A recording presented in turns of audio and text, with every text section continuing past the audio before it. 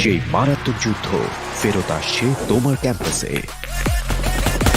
নতুন যোদ্ধাদের সাথে আরো লড়াই এবং আরো উত্তেজনার সাথে বিশাল পুরস্কার মূল্য 30,000 USD। প্যাক করো তোমার গেমিং ব্যাগ, প্রস্তুত করো তোমার বন্ধুদের।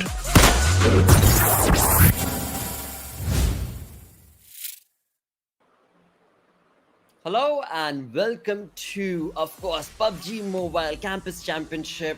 All thanks to Oppo F19 Pro. Hashtag power up your game. I'm going to be your host as well as caster and analyst. Blotter Gaming. Joining us is none other than Trooper. Hope you're doing great. Hope you're excited, dude, for this wonderful saga that's about to get started with Season 1. Definitely. It's going to start here. The semi-final stage is here finally. We have the top teams now. They're going to fight it out. And let's see which are going to be the teams that we are going to witness today, as we are here for the Group A and the Group B as they go head on for 4 matches today. So a lot of action coming in for you guys, and let's see what the teams are going to do. Absolutely, mate. Along with that, of course, you've got, when you talk about that massive prize pool, you have $60,000. $60,000 that have been set up. I mean, again, Trooper, talk about it, right? Imagine, think back, reminiscent about those days when we were back in college. Had we gotten an opportunity like that, you know, there's $30,000 on the line when it comes to Season 1, move on to Season 2. Once again, you have the opportunity to grind and maybe claim that throne once again for the second time and be a part of that $30,000 prize pool once again. Boy, oh boy, that is just another game changer, mate. Sure, Blotter, if there would have been any esports tournament where I could have had access to $30,000 in my college, I would have gone for it. And this is a brilliant opportunity for all the players here that have started their campaign. We have seen them go through the round of 128, through the round of through the round of 64. Now this is the time. This is the semi-final stage. This is where the people are going to observe you. How well have you grinded yourself? And as we see, $30,000 here for this season, $10,000 for the first prize, and this is a perfect amount for any team if they get access to that $10,000. What sort of esports organization can they go ahead and like become in this overall in this segment from that region of Bangladesh? Absolutely. Again, I mean, because when you do bring up that sort of gameplay, you are not only talking about taking away the win, but also the skill needs to be on point, right? If you've got the skill, you will automatically be able to convert those into those kills, into those defeats, and then eventually those will convert into points that will give you that money. But talking about the points itself, of course, as always, you do walk away with 1 point per kill, but alongside that, if you get that chicken dinner, you will have 15 points moving along with you.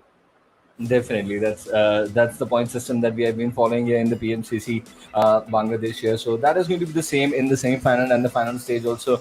So 8 to 12th, that is an important aspect there. They just get 1 placement point, and after 12th till the 16th position, you get none. So the kill points, 1 point per kill, it becomes a very important aspect in the context of the games. Absolutely, mate. And as you so perfectly said, Trooper, when it comes to this opportunity right here, we're going to be stepping into, of course, the semi-finals, where we've got these amazing teams that have been segregated in 4 individual groups, but every single group has 8 teams. As you did mention, today we're going to be looking at the awesomeness from Group A going against Group B. But talking about Group A, we have some amazing teams right here, mate. Definitely. MARTYRS 1971, one of the new teams there. We have seen Valentations playing so good. XBrothers ES, it's a big name that they're carrying with them. Let's hear what they're going to do. Let's have a quick look at Group B. The stars from the region, A1 Esports, are going to join in from there. SCL DEADSHOT is a new name from the region. Let's see how they are going to do. And we have some pretty surprising names as well. They're Blotter in the list as well. And as I can see, ImmensityX, Teams, Mercenaries, and Bots in Pajamas, Fix's favorite team here, also making it from Group B. So it's going to be pretty interesting how these teams are going to play. They're going to go ahead and play 4 matches up against each other. Let's see how they are going to perform here. And I am pretty excited how things are going to go ahead from this stage, because at the semi-final level, you're going to see that desperateness. No one is going to give away easy points to the opposition, and that is what we are going to witness here. Exactly, and along with that, there's going to be so much of chaos, so much of aggression, so much of destruction, so much of mayhem that these teams are bringing, which is just going to be fantabulous. That is something I cannot well, again, I just cannot wait to get the game started. Of course, when you talk about the games, we are, as you did mention, looking at 4 games that will take place today back to back. And in that, we've got Group A and Group B participating. But talking about the maps now, starting things off on Erangel, the well-known, well-versed map, but move on towards the moist, the wet, the really aggressive short map of Sanhok, move on towards Miramar, and finally, to close the day off, it will be Erangel once again.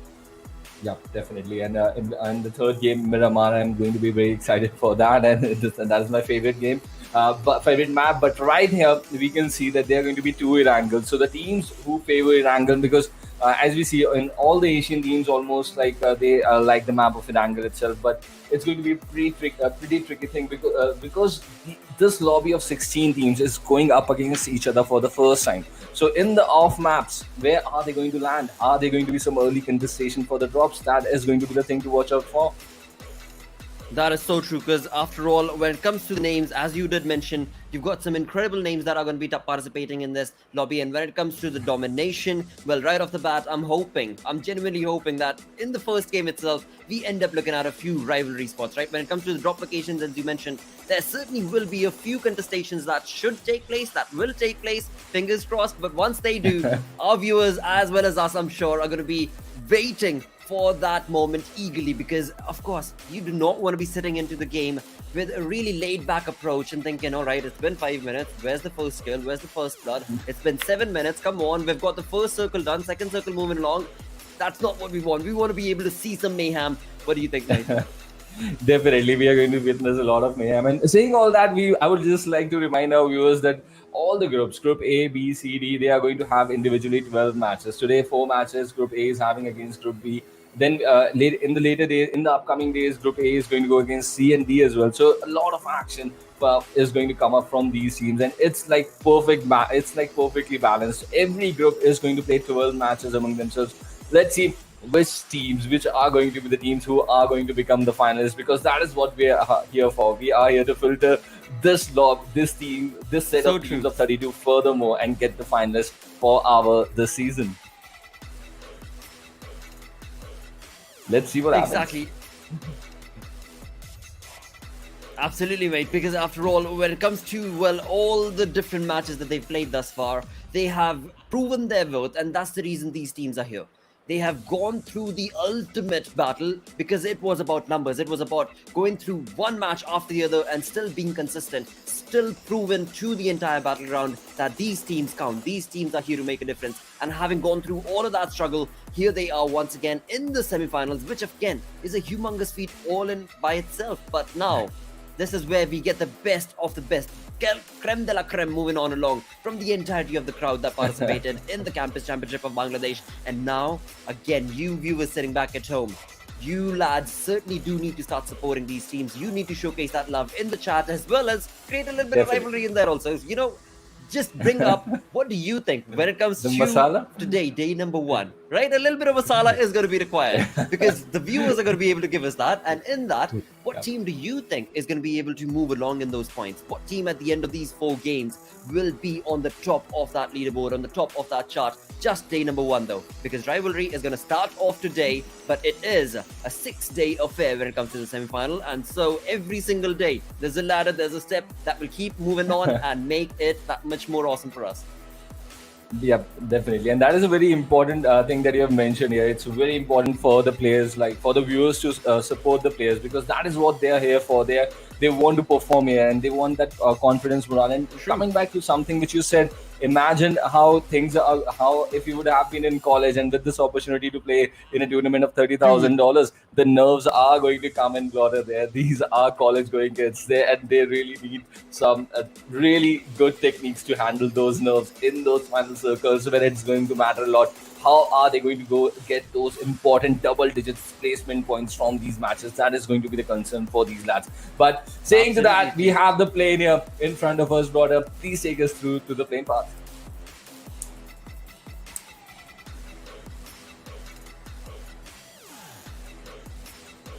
Exactly, mate. And with that, we've got FutureStation on our screens right here. Kapshi was the lad from FutureStation who was on our screen, I believe, was going to be, well, the observers certainly have chosen their scapegoat for the first game, and that's going to be Kapshi Cam for the start of this awesomeness. With that, when you talk about, of course, the entire flight path, you are looking at an interesting turn of events where we've got east to westward going flight path, and it seems like a lot of teams that would love to go down towards, again, I mean, it's kind of deciding, or rather dissecting the entire map, and will allow so many teams to go down to their known comfortable drop locations, which will then result in them having that much more better loot, having that much more of an information knowledge as to where they've dropped, which will then result in them feeling that much more confident as they get that rotation made.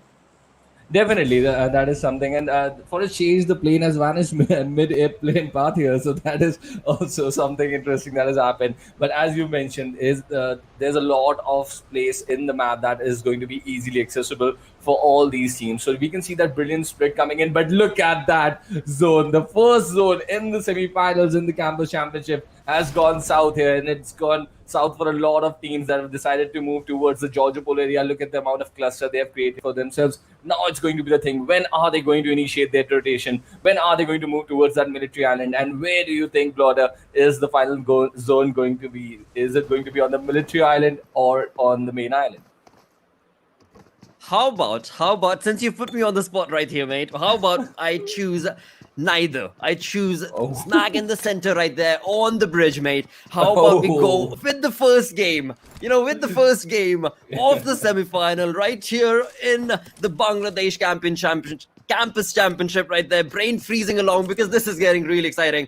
The first circle itself has thrown a curveball for so many of these teams. It is not looking comfortable for the teams that have moved up towards the northern side of the map for now. When it brings down to that rotation part as well, the circle could very well bring a curveball and move up towards the main island itself. But along with that, the entire military base is in the circle. So it could very well result in us going down towards maybe the bridge camp area, and that is going to be ludicrous awesomeness. Like being an agile, I would say I would take my team to the military island as soon as possible. But that is not going to be the scene for these teams fighting inside the Georgia Pool city right now. And as you mentioned, it's going to be a tricky ball situation for all these teams. How are these agiles going to react? But considering this to be the first game, it's yet another the first game of a campaign where the circle has gone towards the southern side. So that is a constant thing that is happening in Erangel in across the tournaments across the globe right now, and that has continued over here and in the semi-final stage as well. So let's see how these teams, when are they going to rotate, and what if Blotter, what if the circle finally comes back to the main island? Absolutely, that could very well be the case. That will then again throw an interesting turn of events for these teams. But right here, as we start things off with the FutureStation right off the bat, when we got into the flight path, here we are with Machine from this team who seems to have his crosshairs set up. And this is going to be the start to the awesomeness that we were talking about just 4 minutes in. This seems like we could very well be walking towards our first blood of the game.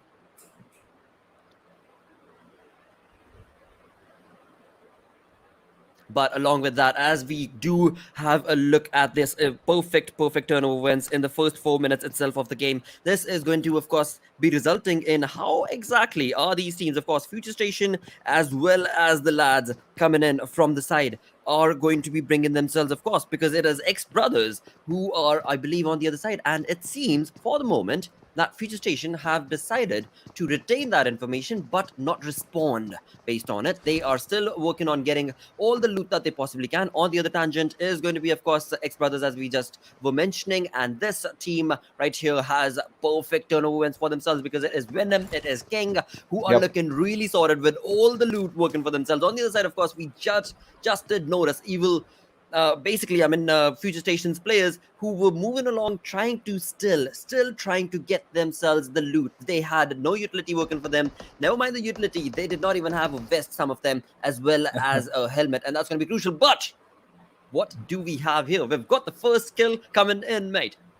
Yep, and that is bad intentions. They've got really bad intentions, and as we have been witnessing them in the round of 128, in the round of 64, now they have started their impression in the semi-finals as well. It's a perfect start for them. They've got the first blood against here. Let's see how they're going to move ahead. And look at this play, quite close, but he's going to take him down. Cobber goes out there. He's going to get instantly punished there. And Mad Cat, he's also a really nice player from his team. Let's see how he is going to handle the situation with Copper now down there. This is a pressure situation for Winter right now to handle. Absolutely, it's a perfect 3v3 situation that has been resulted in based on the aggression, the early aggression being showcased. But on the other tangent, it seems like bad intention is at the receiving end, as we just noticed another player on the other far.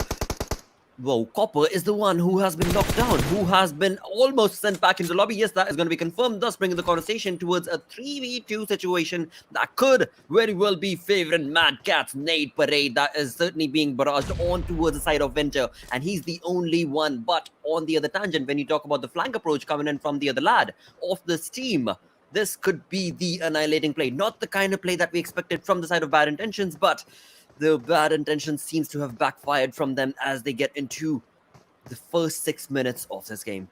Definitely, and this is not the kind of start Bad Intentions they're hoping for themselves. Just one kill against their name. They have lost 2 players already. This is not a place they would have thought they would be. But Winter, he's making sure he's giving more damage there to the players of ABCxNBSQ right there. Mad Cat holding up a important position, but so is Stalker. He's just outside that single-story building. Let's see what sort of impact he's going to give into this fight, because his footsteps are clearly audible to Mad Cat, and that nade might just be. And it was quite close, but not close enough for Mad Cat. But Mad Cat realizes that his position has been compromised, so he's making the move. He is going ahead for this 1v1. Let's see, is Stalker good enough for the situation? And Mad Cat takes him down with that M416. No, that's an AKM.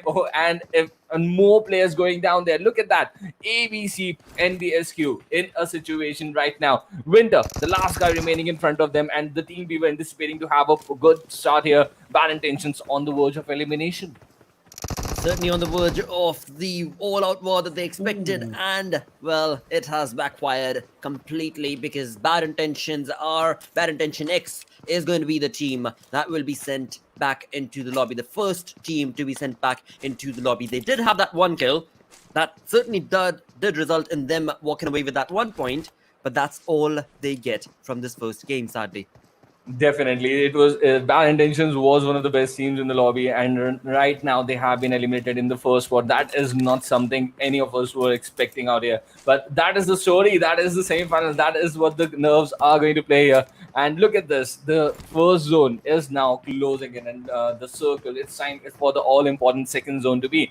Are the teams? Look at the where the players of Venom Bat Cell they have gone, and to where the players of Sigfly are right now. They are holding up the important centralized position of the military base right now. What is going to be the turn of events with the second circle? That is something I have my eye on.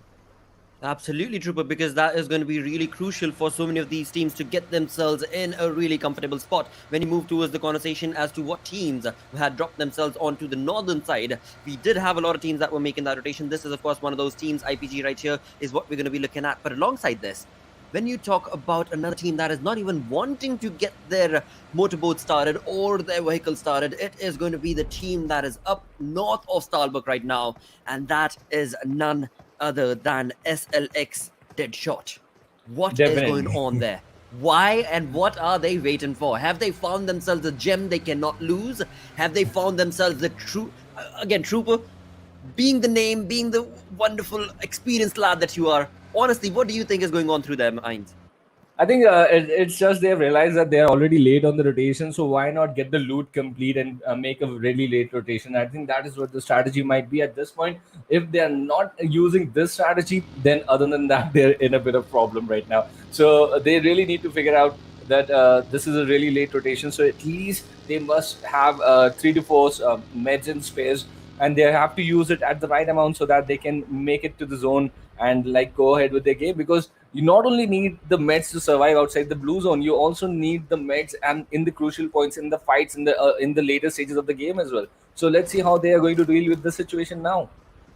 Exactly, because that's what's going through my mind as well. I mean, DEADSHOT, they've decided to stick around there for far longer than they should have, and that's absolutely fine. So many teams do end up doing so because it is just the first circle that is now resulting into going down to the second circle in another 10 seconds. But that also does bring up a conversation that when they do end up making that rotation, they are just going to be fast and furiousing themselves through and through to get themselves in the zone, and that could very well backfire for them. But right now, it seems like A1 Esports is at the receiving end when it comes down to them holding back, not firing that barrage that was supposed to have been created. They were on perfect placement when it came down to that bridge camp, but it seems like the team that we just saw bring in the early first blood situation is the one that's going to be walking away.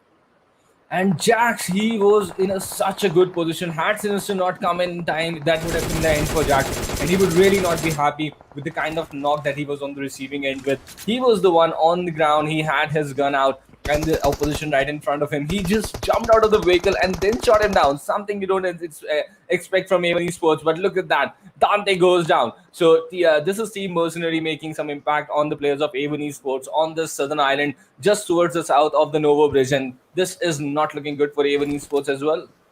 Absolutely not the kind of start that they wanted. There we go. We've got Dante being sent back into the lobby. We've got 6-3-6-9 who's been sent back into the lobby as well. And this is, well. Boy, oh boy. Mercenaries are on to get their contracts completed. They are not going to be stopping. And A1 Esports is the team that will be sent second into the lobby. That's 15th position with only 1 kill to their name. 1 point once again. Wow. Honestly, before the start of this game, these were the two top-seeded teams for me. A1 Esports, Bad Intentions, and I was looking forward for these two teams to have a brilliant start for the semi-finals. But guess what? First game, they're out of the contest. So it's a perfect start for these 14 teams because definitely these two teams are going to bounce back in the remaining games. But for now, they are out of this game. They most certainly are, and it certainly is Mercenaries who are going to be walking out of that situation absolutely fair and square with 4 defeats to their name already. That is just perfect. 4 points, no problem at all. They've got that rotation working in their favor. There's no team around them. They could very well sit themselves on towards that bridge because that is where the circle might be. Okay. This is turning interesting. On to the other side, though, when you talk about the western edge of this map, where we have so many of these teams that seem to be bringing in quite a lot of barrage, and this is exactly what I was talking about. We've got the circle moving on along. We've got FutureStation's Bedrev at an interesting position, but on the other and lower end, it is going to be, of course, this team that is XBrothers, the team that we did see initially in the first few minutes of the game as well, but now not looking too good when it comes to their positioning. Definitely, these are the two teams fighting in the Georgia Bowl city now, and they have taken their brawl to this northern side of the military bridge right now. But Bots in Pajamas, they have also joined in the party. Let's see what they are going to do here. But for now, XBrothers, they look like they have bought some time for themselves. I think FutureStation should have gone in there towards the fight, but since Bots in Pajamas are also there in the nearby vicinity, and so is the other players of IPGxELECTRIFY. So that might be the situation that the players of FutureStation are playing it a little safe at this point, but they are still looking good. They have got some good.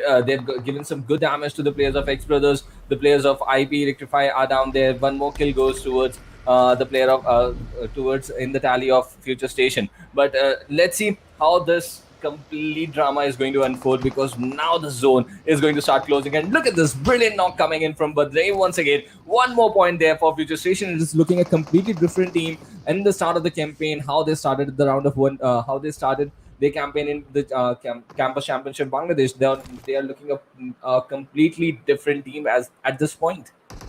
Absolutely true, but they are looking like an annihilating team and a wonderful gameplay working in for themselves because they are just marking up those points for themselves. Oh, ouch, that is certainly going to be at the receiving end. We've got the third circle already coming in from the Evil Eye. That was, of course, getting a bit too selfish, a bit too greedy trying to get those points. He should have made the rotation, but eventually, again, it is XBrothers who were, just at the receiving end again and again for such a long time that they had to retaliate. There was no two ways about it. They've already lost 2 of the players. This final player is also not survivable at the moment. There's no way that the revive could come in and they could make the rotation as well. So that would imply that we've only got 1 player remaining from the side of XP. But in that, let's move the conversation towards inside the zone. That was, of course, outside the zone and what was taking place. But right here, XB is not done yet. Faisal 007 is not done yet. He is certainly wanting to get as many points as much he can for his team,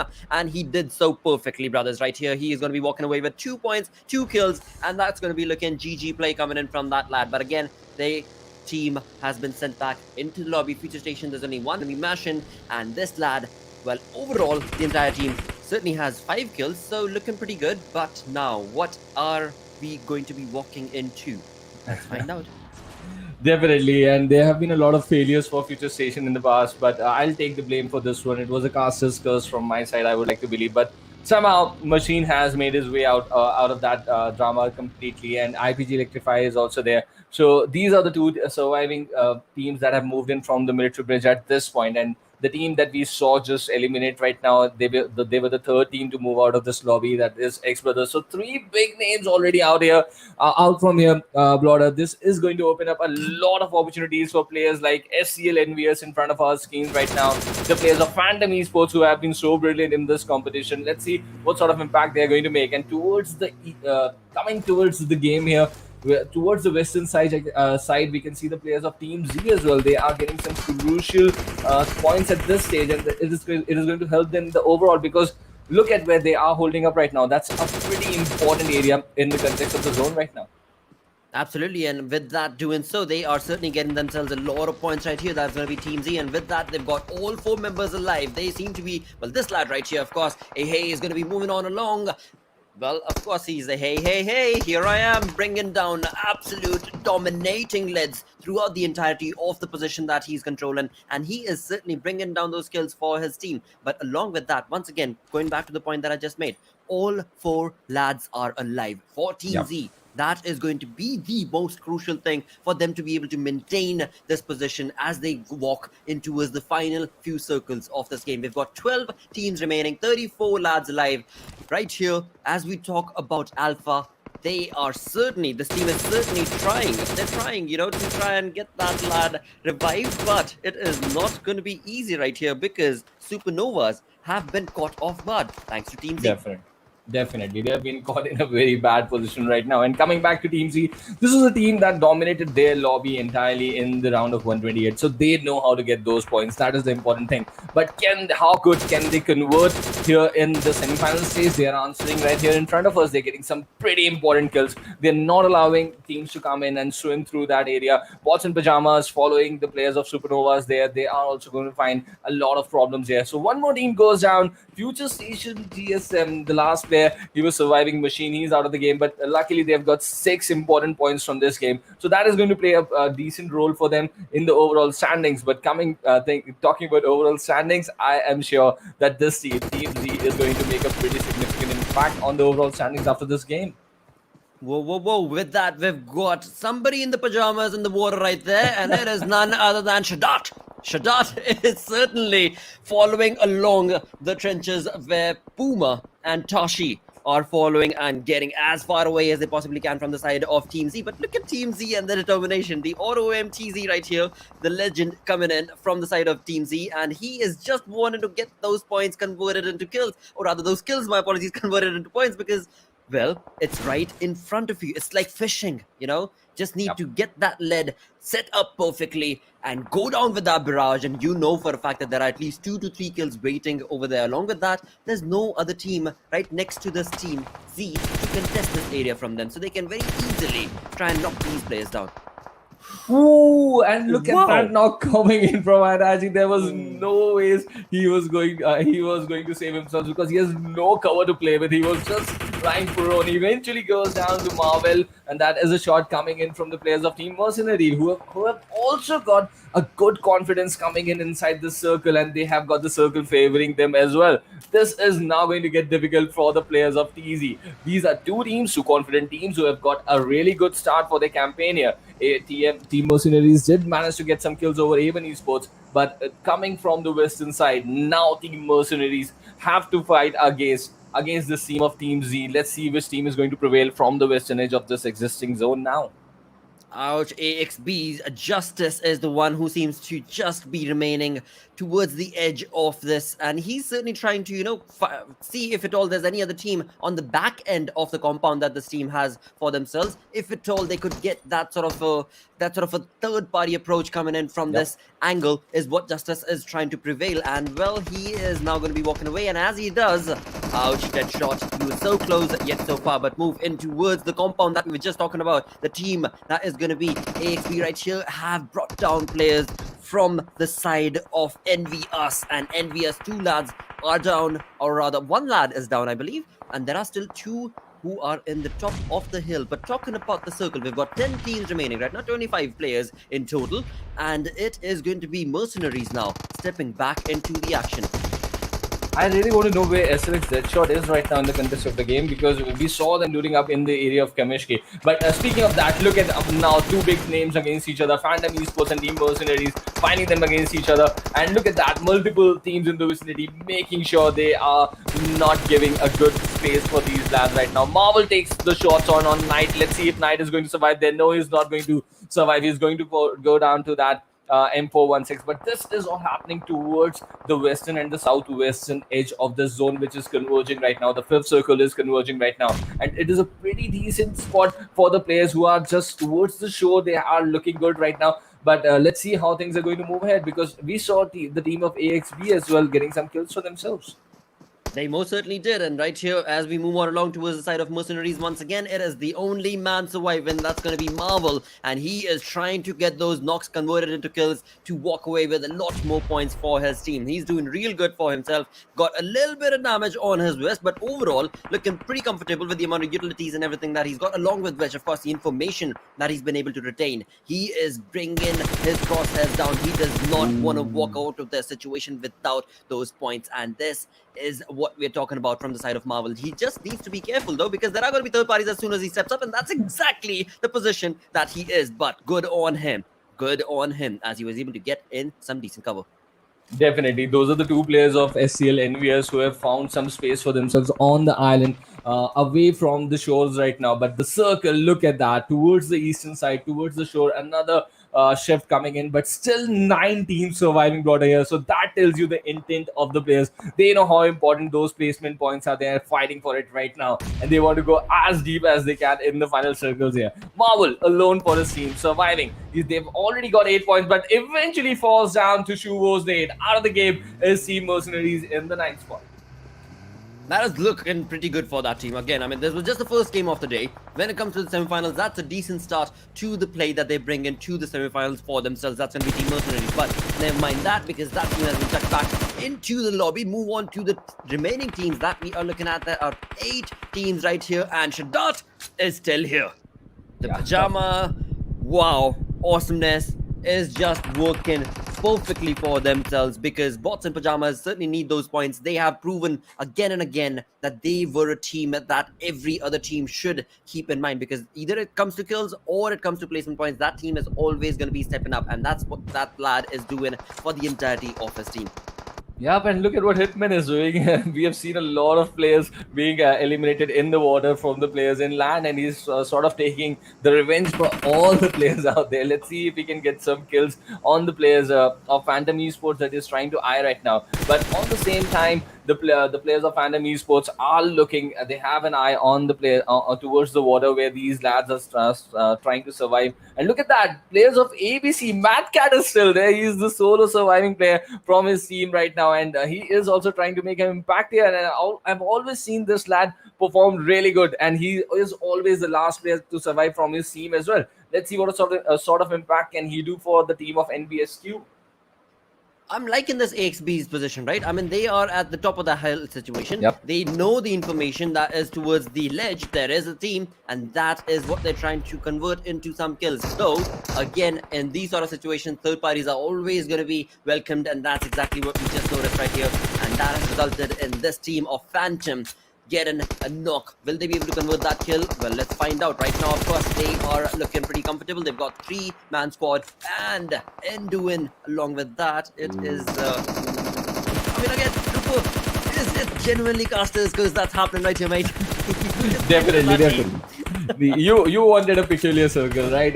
Something to add on the bridge, but that is not what they have granted you. They have granted you a show finish here. Let's see if the circle goes back to towards the side of the water, but no, that has not happened here. We can see the next shift of the circle towards the western side. That's the completely area of the land which it has shifted to. Some players of MARTYRS 1971 are there. Players of Phantom Esports are there. So this has opened up a pretty big opportunity for the players of Phantom Esports. They would be eyeing those 15 points from here on. Let's see if they can make it or they are going to miss out from the situation.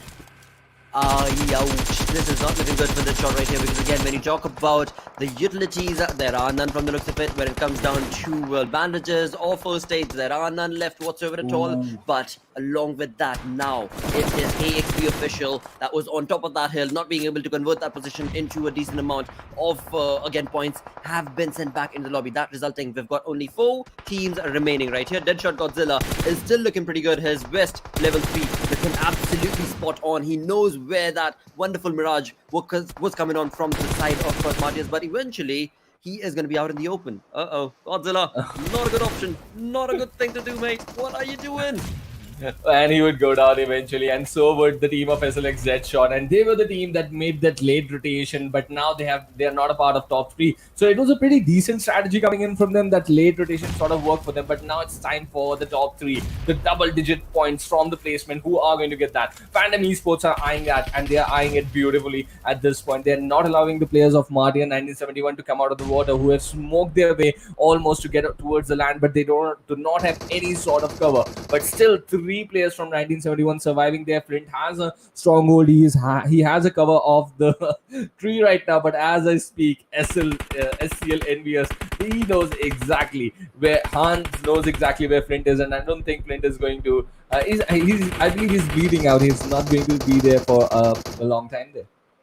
Exactly, and Hanzo right here, keeping his cool, keeping his calm, has dished all of his bags and pans and everything. He's got the TP in his hand. He is ready to throw down a lot of barrage towards these lads, towards these players. He is certainly just eyeing out for that perfect opportunity. So very chill, Hanzo, so very chill play coming in. Of course, he is envious of the fact that if only he would have had the sort of team support that this team that he's eyeing out towards has, because they have all 3 members surviving right now, and that is what I'm liking with the approach that Phantom took right here, because they came into the circle quite a while back, but they held back when it came down to the aggression. They found the decent spot for themselves, and they just stood their ground. They did not get into unnecessary aggression. They kept that comfortable spot, and that is what has resulted in them getting all the way up to the top 2 teams right now. But in that, now we've got Iron Man on the receiving end. It is going to be Hanzo who results in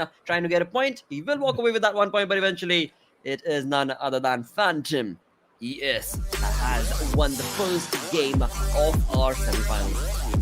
Definitely Phantom Esports, but I like the fact how they had no idea where Hanzo was till the last minute, and until he just knocked down the last play. He did try to get that kill, just that 1 point in the final circle, but he was even denied that. And the #1 position goes to Phantom Esports. Overall 25 points. So this is a 10 kill chicken dinner for this team with the overall damage of 1574. That's a brilliant work coming in from our team. So really appreciate it. Phantom Esports with this important opening chicken dinner in the semifinals. Perfect play coming in from this team, as we were just mentioning. I mean, the way they entered that circle, they held themselves down to the teeth. They were really taking out they were only taking out the aggression when it was really, really crucial and essential, and that's what has resulted in this team taking a chicken dinner. But alongside this, when it comes to the entire lobby, there were Mercenaries who right off the bat were looking really strong. They were bringing in a lot of kills. They did walk away with a lot of points for themselves as well. A lot more than they did when it comes to the placement points, I think. But eventually, it's a good start to game number 1, I think, Trooper, because it tells us that what can we expect from these semifinals and these teams. Definitely big names going down early, bad intentions, A1 Esports going down early, lads like SLX DEADSHOT, they made sure that they were in the final circle, they reached the top 4 situation. MARTYRS 1971, they were not looking in a very good position, they were inside the water, but they made sure they got to the top 3. So pretty interesting finish for the opening game in the semi-final. But coming back to the MVP of the first game here, look at that. Phantom Esports Knight is the MVP with 5 kills with 572 damage. So as you mentioned, Blotter, again and again in the final circles, that Phantom Esports, they have a really good position, and they made sure they held on to that advantage which they got. And it was a perfect finish for them, and it was looking in the top 5 as well, that with that shift going towards the land, it was always looking that Phantom Esports would get those kills, and they definitely got it. Absolutely did. And along with that, I mean, again, Trooper, if we were to just bring up the conversation about the circle, right? Yeah. It certainly did throw a curveball to you and I both, I think, along with the players, because I was honestly thinking that it would go down towards the bridge. You know, there was a little bit of sway in there, but you had your eyes towards the military side. It did neither of us good. It moved exactly in the center, moved down towards the beach, and that is where so many of these teams were caught off guard. Initially, of course, there was a little bit of retaliation where we saw Team Mercenary being in the center of the circle. They were holding down their fort really well, but move that conversation towards the end. Nobody could have predicted that. What a wonderful play. I think only one IGL in the entire Asia region could have predicted that. That would have been Jane from T2K, because we have seen him predict these show circles like in multiple times. But other than him, I don't think anyone could have done it. I'm pretty sure about that. Absolutely, mate. That was a top-notch coming in from the side of course, the circle, the zone. But move on towards the top players. We did, of course, have a look at the MVP. That was Phantom's Knight right there with the 5 kill. But move that conversation towards the other lads. This is where Mercenaries also step in. Marvel, the final man who was standing, did end up walking away with 5 kills as well. Had he been able to get those knocks converted into kills, he probably right now would have been looking at, I think, 7 kills from this game. Definitely, and it's a pretty good start for Team Mercenaries as well, because I did not see them outshine in the round of 64, but they were really looking good in the round of 128. But with this victory over A1 Esports in the early half of the first game, and they made sure that they go towards the final circle, it's a pretty big confidence booster for the team of Team Mercenaries. Let's see how they are going to come up in the remaining games today. Absolutely, because again, it is just the start. There's just game number 1 that has come to an end. Keep that in mind, lads, because yes, the semi-finals have started. Yes, this is the Bangladesh Perfect Campus Championship that's taken place. $30,000 on the line, but only game number 1 that's gone down. And it is a 6-day affair that has started off today. With that, let's go and have a look at the match ranking, where we do know who got the chicken dinner, but do they remain on top? Yes, they do. Yes, they do. And it's a pretty big lead that they have got here over MARTYRS 1971. 8 points lead that they have here. SCL EnvyUs, they got to the second position in terms of the placement points, but with just 1 kill, they would be there in the 13. So these are the 3 teams that have managed to reach the 3 points, the double-digit mark, and I would have not expected this kind of result. And look at the second page: Bots in Pajamas, FutureStation, A1 Esports, Bad Intentions, and this is the second page. XBrothers Esports is there, and this is the second page after game number 1. So things are going to get pretty interesting, I am sure, as the day progresses and as these lads play their remaining matches today. So let's see how they're going to come back, and it is going to be really interesting when you go towards Sanhok. Exactly, dude. I was just about to mention that, because yes, Erangel is done. First Erangel of the day is done. And of course, the day will come to an end with the 4th game that will be, of course, on Erangel once again. But now we move on into the map of Sanhok. Now, Erangel, if in the first 3 minutes can be that deadly, where we saw Bots in Pajamas being at the receiving end, and by the end of 5 to 6 minutes, the team was already sent back into the lobby. I do not even want to think what is going to go down when it comes to Sanhok, dude. Because again, the map size is going to be so small, the aggression level is so high octane, wonderful game is what I'm expecting once again. Definitely, and 2 things are certain: A1 Esports is going to be in Paradise Resort and FutureStation in boot camp. So let's see if that changes, because FutureStation, if they do not go towards boot camp, where are they going to head? That is going to be my question. But all those answers are going to come up when the game of Sanhok comes in, and it is pretty. It's a pretty big table turner, as we call, but right now table turning is exactly what the big names here in this overall ranking need right now. FutureStation needs to make a comeback. Bad Intentions need to make a comeback. A1 Esports need to make a comeback. They exactly need a big game in Sanhok, like to set up the pace for the start of the semi-finals. Most certainly, because again, I mean, you talk about the way SuperNovas played, the way XBrothers were able to bring in that synergy for themselves. It was looking little lacking as well. I don't want to call it really bad because again, it's just day starting, right? It's just first day itself. You cannot get that critical itself. But right here again, I mean, you talk about a team like MARTYRS. That was a little bit. It seems almost like the information within the team itself was not on point, was not being shared. Yep, and I think Jax was not playing. I've seen Jax outperform a lot of times, so he definitely has those skills, and he's not a player to doubt for. But today, the way he was going down and those multiple knocks that were being installed on him, so I think that is something a thing of concern that even esports need to look. But a team of that stature, they know exactly what is going wrong with them, so they are going to come back pretty strongly. And not only me, even the fans are going to believe that. And let's see what they're going to do.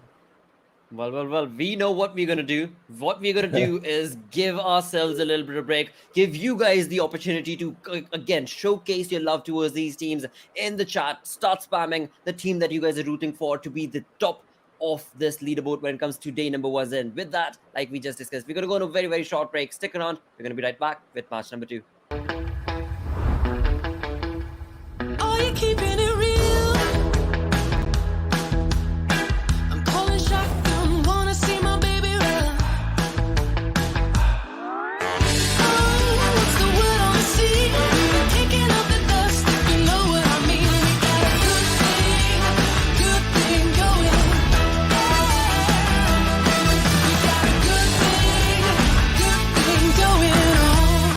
PUBG Mobile, Godzilla vs. Kong, all new collaboration, live now. In the latest version of PUBG Mobile, players may encounter titans during a match, just like in the movies. Let's learn more about the all-new game modes, shall we? Titan Strikes. The Titan Strikes mode introduces 3 titans to Erangel, Sanhok, and Livik. Godzilla and Kong move along designated routes across the map. Players can chase after them in vehicles, but if you get too close, you'll be knocked down and take damage. When Titans get ready to unleash a heat ray, the system will prompt players to leave the red zone marked on the minimap. Players equipped with high-level armor receive reduced damage from the heat ray. Titans will absorb energy which emanates gradually from the earth. Once the energy reaches a certain threshold, Titans release it and create Titan crystals around them. Different types of Titan crystals provide different effects. Erangel's blue Titan crystals are special throwable items that players can equip. They knock back and burn enemies who are behind cover. Sanhok's gold Titan crystals enhance players' abilities, making you run faster and jump higher. Livik's red Titan crystals give players the ability to detect enemies nearby for a brief period of time. These enhancement items give players an edge in battle. Use them and bring the chicken dinner home. With the help of Titan crystals, players have even more unique tactics to achieve victory. Godzilla and Kong roam Erangel and Sanhok respectively, and players may bump into them on Spawn Island. Players can preview the Titan's route on the minimap, along with Apex Cybernetics, and low, mid, and high-level monster settlements. Apex Cybernetics are scattered along the Titan's route, which contains many valuable supplies. However, players can only enter the facility after a Titan has destroyed the base. Players that arrive early will not be able to get into the highly fortified Apex camp. At the same time, defeating different monster settlements rewards good supplies. Monster settlements are mainly occupied by lizards and crabs. Players can use a diversion to divide and conquer. The monsters are big, so using a shotgun at close range can deal huge damage. Players must also be wary of the Titan's attacks. Although they're not hostile towards players, they get irritated when there's too many players around. The Titan on Livik has unique electromagnetic abilities that affect the blue zone and cause it to shift every once in a while. Now, players must pay constant attention to the new play zones and transfer immediately when they begin to shrink, as to ensure they're not swallowed by the blue zone. Furthermore, Mechagodzilla periodically scans an area of the safe zone and marks the locations of everyone in the area on the minimap. This urges players to transfer or engage their enemies. Players must be extra careful. The Titans Are you keeping it real? I'm calling shotgun, wanna see my baby run.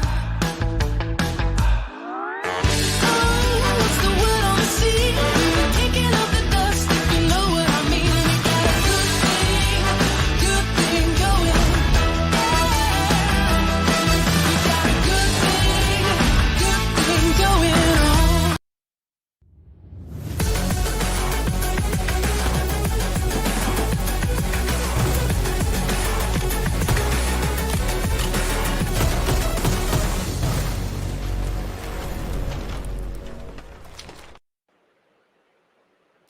And welcome once again to PUBG Mobile. This is, of course, the campus championship that we're in. We just got done with the first game in the Bangladesh region. Boy, oh boy, what a wonderful turn of events. With that, the game is already live. I'm so very sorry, Varun. We don't have the time to introduce you, but everybody knows you. Wait, let's jump right into this game. That, of course, is going to take place on Sanhok. But by the way, Varun, how are you doing, mate? Yeah, I'm doing pretty good actually, and even I don't mind this. I don't mind being introduced as long as we jump into the action right Exactly, away, which is right? exactly what has happened right now. And the trajectory of the plane is also quite interesting. I mean, starting from the southeastern side of the map, going all the way towards Camp Alpha. So, I mean, usually majority of the players on Sanhok, majority of the teams, they like to be on the northern side of things. I mean, the northern parts of the map are the ones that hold the highest priority. But let's see how this is going to play out, as we do see one of the players from SOB actually.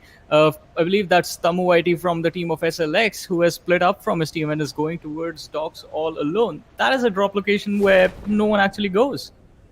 That is true, but once again, I mean, that is one of those locations. Oh, hold on. As soon as Tamu drops down, he's going to be like, yaar.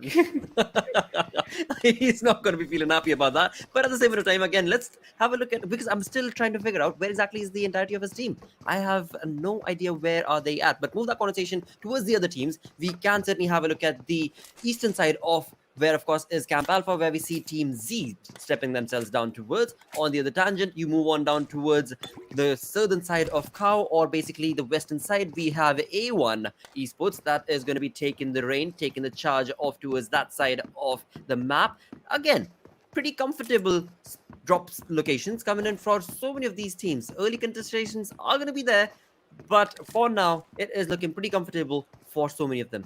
Yeah, I mean, as we did talk about it, I mean, teams do like to go towards the northern parts of the map, so it is going to be a comfortable situation for them. But hey, I mean, I'm sorry, Blotter, we jumped into the action right away.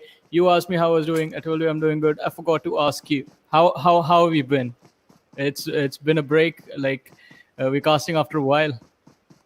True, dude. That is so very true. Again, I mean, it's always fun. You know, it's always fun to get back into the flow of things, to get back working again, to get back to these amazing games. After all, that is what we live for. But eventually, when you start off with such aggressive teams, such amazing play from the Bangladesh region, right? That just books up your fun that much more coming in from these teams. And that's certainly something that I am genuinely flabbergasted by with this semi-final right off the bat. Things are looking heated up, Johnny, because all the teams are bringing in a top-notch performance, or at least they're trying. At least they're trying. There are a few who've not been able to hit that marker yet, but it's okay. It's just day number one, game number one, and move on along. They will warm themselves up, as I'm trying to get to do so as well. I mean, I'm pretty sure it's not going to take you guys a lot of time to get warmed up, you and the players at the same time, because even the players have had a break since the quarterfinals coming into the semis right now. I mean, it's been like, what, a week and a half or almost since these guys went up against each other. And from then till now, I want to see A1 Esports, because they were burning really, really hot with the raids that they had in them during the quarterfinals, just absolutely running over the competition, not allowing a single opportunity to their opponents to even compete. But this time, can they do the same? No. Let's not get there. Let's not get into that conversation, because again, with that, the observers are so on point today, dude. I mean, Johnny, what I'm talking about is, yes, you did say that A1 Esports certainly were heated up when it came down to their previous matches, but it seems like they've reached that tipping point. They've reached that supernova level indeed, and their gameplay has faltered down a bit when it comes down to game number one that we witnessed from them. There was a lot of lackluster sort of performance coming in from that team, but maybe the synergy, maybe the communication will get back in shape as we get through this map. But as of now, I mean, yes, there are high hopes for A1 Esports, but they better get their act together is what I'm hoping for. Keeping my fingers crossed off camera right now, because that is a team that certainly does deserve to be in the limelight. But when you've got teams like Mercenary and you've got teams like Bots in Pajamas, and I mean, the teams, all of the teams, they are looking like they are here wanting to prove something to the entire Bangladesh region. Yeah, definitely, and that is something that is on the line for almost every single one of these teams, as you mentioned. Because I mean, it's the campus championship. We have seen some of the greatest teams from Bangladesh come to limelight, come to the eyes of all the fans of PUBG Mobile in Bangladesh from this very tournament. I mean, 1952, they used to be a part of this entire race the last time it was held, and look at where they are right now. This is the first step, the first opportunity that is there for these lads, and it looks like, well, A1 Esports, they're off to the races. Already secured 1 kill, AXB being brought down to one of the players being taken down. So the manpower on the team, the firepower, is going to lack a little bit if this fight progresses. But A1 Esports, they're going to have to climb uphill in order to take this fight. Again, see why they know exactly where the team is at, but the way the team is deciding to push on along, knowing the fact that the other team has the hill advantage. I mean, yes, one assault moves on along is fair and square. You've got the utilities working Sinister, that's absolutely perfect. Now better have the comfort of your team supporting you, and that's exactly what we've got going on. But alongside that, as you look on towards the receiving end, A1 has lost already 6-9, and Dante is down as well. It's only Sinister who is bringing the reins towards the side of AXB officials and has been able to prove his marker. He has turned into a really interesting assaulter when it comes to this push, because he, all lonesome by himself, seems to have almost brought down this team and walking away with at least 2-3 points right now. Well, yeah, I mean, he did take down 2 players. One of the individuals from the side of AXB was taken down by one of his teammates, but now he's on the hunt for Maxton, who is trying to get away in the buggy right now. As you mentioned, Sinister, definitely a force to be reckoned, and pretty scary when this lad is charging towards you. AXB official could have had that fight in their favor had the crossfire and the communication from the team been a little bit more on point, but that is a conversation for another time. As Bad Intentions, I believe it's a fight between them and IPGxELECTRIFY right now. Trades have happened from both the side. Bad Intentions, Winter being knocked out right now. I believe the revive is going to happen sometime soon, and IPGxELECTRIFY, their lad, is going to be revived as well. In the meanwhile, Fahim, we do see him try and go for a flank. This is going to be a really interesting situation, because now we have the lads from Python in the back lines. Definitely won't be an easy fight for Bad Intentions to finish off. They can start this, but finishing this fight, it's not going to be easy. Exactly. As you were mentioning, Fahim's approach, he was certainly at the flank angle, or rather he was trying to get into a flank angle, and that's where we see Python bring themselves in to dominate as well. And if the team pushes on along, if the team of Python pushes on along, this could result in them getting sandwiched between the side of IPGxELECTRIFY and of course Python. That could be a troublesome situation, and as you so perfectly mentioned, walking out of that scenario is going to be a little strenuous for them. But let's see what exactly is IPGxELECTRIFY going to be doing to hold their fort for the moment, alongside which we move on to the other player of the team, the other players of the team of IPGxELECTRIFY. Right here we are looking at a water rotation, and that's the reason why they are holding themselves down at this fort.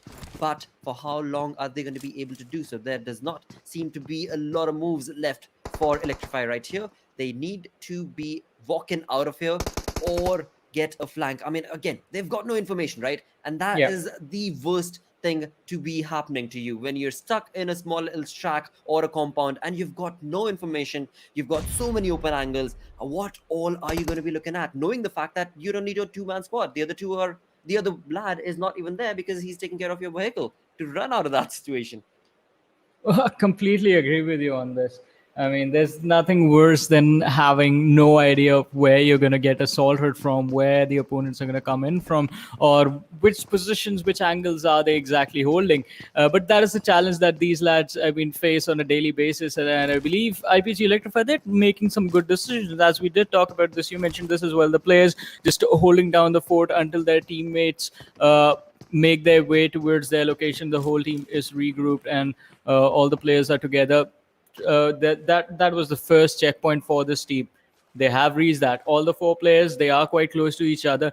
We do see Wizgod trying to go for a flank, but this is going to be risky because one of the players, I mean, from the side of Bad Intentions, was actually on the bridge. So if Wizgod gets spotted out, this is gonna turn really, really badly, and it's not gonna take a turn for good for IPG. I'm liking the name right there as well, dude. I mean, the dude's name is Stalker, and he is in a stalking angle Oh, right yeah. on top of that bridge, bridging against the side of this team. And eventually, the push coming in from the side of this is going to be perfect, an absolute perfect approach. But along with that, it seems like when it comes to the map itself, there's quite a chunk, or rather the zone itself, quite a chunk of it, which is going to be in the water. When you talk about Team Z, they have found themselves comfortable towards the side of Hutton, and they are, wow, boy, oh boy, my word right there, mate. They're going to be in the center of the zone, but coming in back towards this fight, this is going to be interesting, where Bad Intentions, having not had a decent game previously, are going to be wanting to walk away with a few more kills. The push certainly is going to be looking in their favor,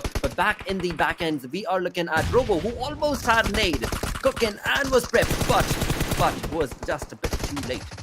Well, Copper is going to be in trouble. His teammate has been taken down as well, and IPGxELECTRIFY almost coming out of this fight. Stalker, as you mentioned, he is a stalker, just barely managing to survive, and he did take down the last individual from the side of IPGxELECTRIFY. The team of Bad Intentions do get those kills, but here's the bad part for them. They've lost 3 players as well. Now it's just Stalker, I believe, the last lad surviving for his team. Also, ladies and gentlemen, I would like to bring to your attention that while all that was happening, while the fight between IPGxELECTRIFY and Bad Intentions was going on, FutureStation, they just wiped out A1 Esports.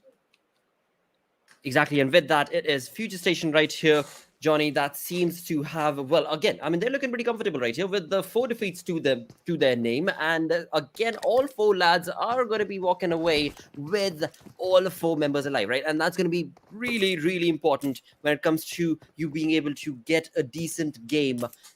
No matter what map, you do want to be able to have all 4 lads of your squad surviving for as long as you possibly can. Now, talking about water rotations on this map, interesting choice right here, where we see the side of SCL EnvyUs. All 4 of them are in the water, fishing their way through to get themselves into the zone, but onto the camping side is going to be the side of course, XB right here. And this team, the XBrothers team, is all together. They do not have the information yet, but they do know what to expect. And alongside them, they also are going to be joined in with the side of Bots in Pajamas.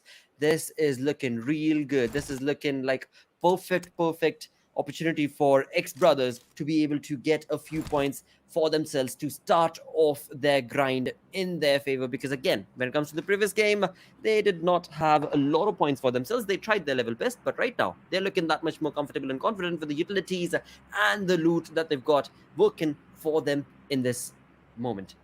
I mean, it can work out for them, but here's the thing that I don't like about their position. They are at the edge of the circle, and once they have to exit the compounds, they will be completely visible. There is not too much cover in their exit routes. They need to reposition themselves right now before the blue zone comes in. So once they actually have to rotate, there won't be too much pressure on them. See, right now, BIP, Bots in Pajamas, if they charge in towards them, XBrothers, they might just be able to win this fight and then move forward. But if this rotation is delayed, then XBrothers might be in some trouble. As I say that, the fight has started. Razor from the side of Bots in Pajamas already being dropped down. Faisal doing an amazing job providing this pressing fire, not allowing the remaining players from Bots in Pajamas to make the push towards these compounds. Perfect turnover wins indeed, where Faisal started off an early aggression, was perfectly in control of the information, did know where the 2 players were coming in from, and has now resulted in getting a perfect knock and a confirmed kill. With that, doing so, it is his teammates who are, of course, going to be able to bring in another knock, but doing so has resulted in them taking a knock for themselves as well, sadly, as you were mentioning. Now, this has resulted in a 3v3 situation. This could be a bit tricky for the team of, as you were mentioning, XB, to walk out of that. They either get the opponent team, that's going to be Bots in Pajamas, completely neutralized, and then get themselves rotating through the water. And as they do so, we did notice this team of course, SCL, that is going to be SCL EnvyUs, that is probably going to be waiting for them. But this is perfect. Circle, once again, that seems to be moving towards the side of those shores or the bridge. Well, definitely. And It is going to be quite an interesting situation because now two teams are there inside the water. One is Martyrs as well, right behind the players of SCL EnvyUs. So I would like to see if both the teams decide to fight it out either in water or will one of them actually make it to the shorelines. But SCL EnvyUs actually do get caught off guard by the players of ABCxNBSQ. So the chances of that team surviving, the chances of SCL EnvyUs surviving aren't looking too good right now because fighting in the waters, it's not an easy job. You don't get knocked, you instantly get finished unless you're on a boat, and even then the boat blows up, you're done.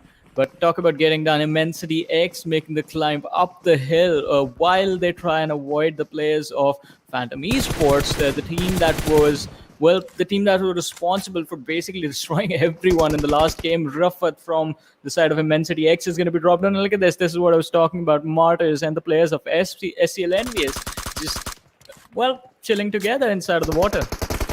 Well, if only they had a little bit of scuba dive equipment right there, I think they would have been that much more happier, exploring the deeper depths of the PUBG water world. But that is not the case. That is not the game, because it is going to be the battle that will need to be fought on the land. And for them, one of them needs to either be the martyr or get the other team to envy them, because they need to get on land, get on shore first things first, and that does not seem to be the case. They certainly seem to be playing a game of tag right here. And what a wonderful turn of events. Even though there is certainly, as you were mentioning, there is a boat in the back end side of their positioning, but once again, as soon as somebody's trying to run for that boat, there is going to be a lot of chaos over there. Well, definitely. I believe chaos has already started in this entire match. Like, look at this.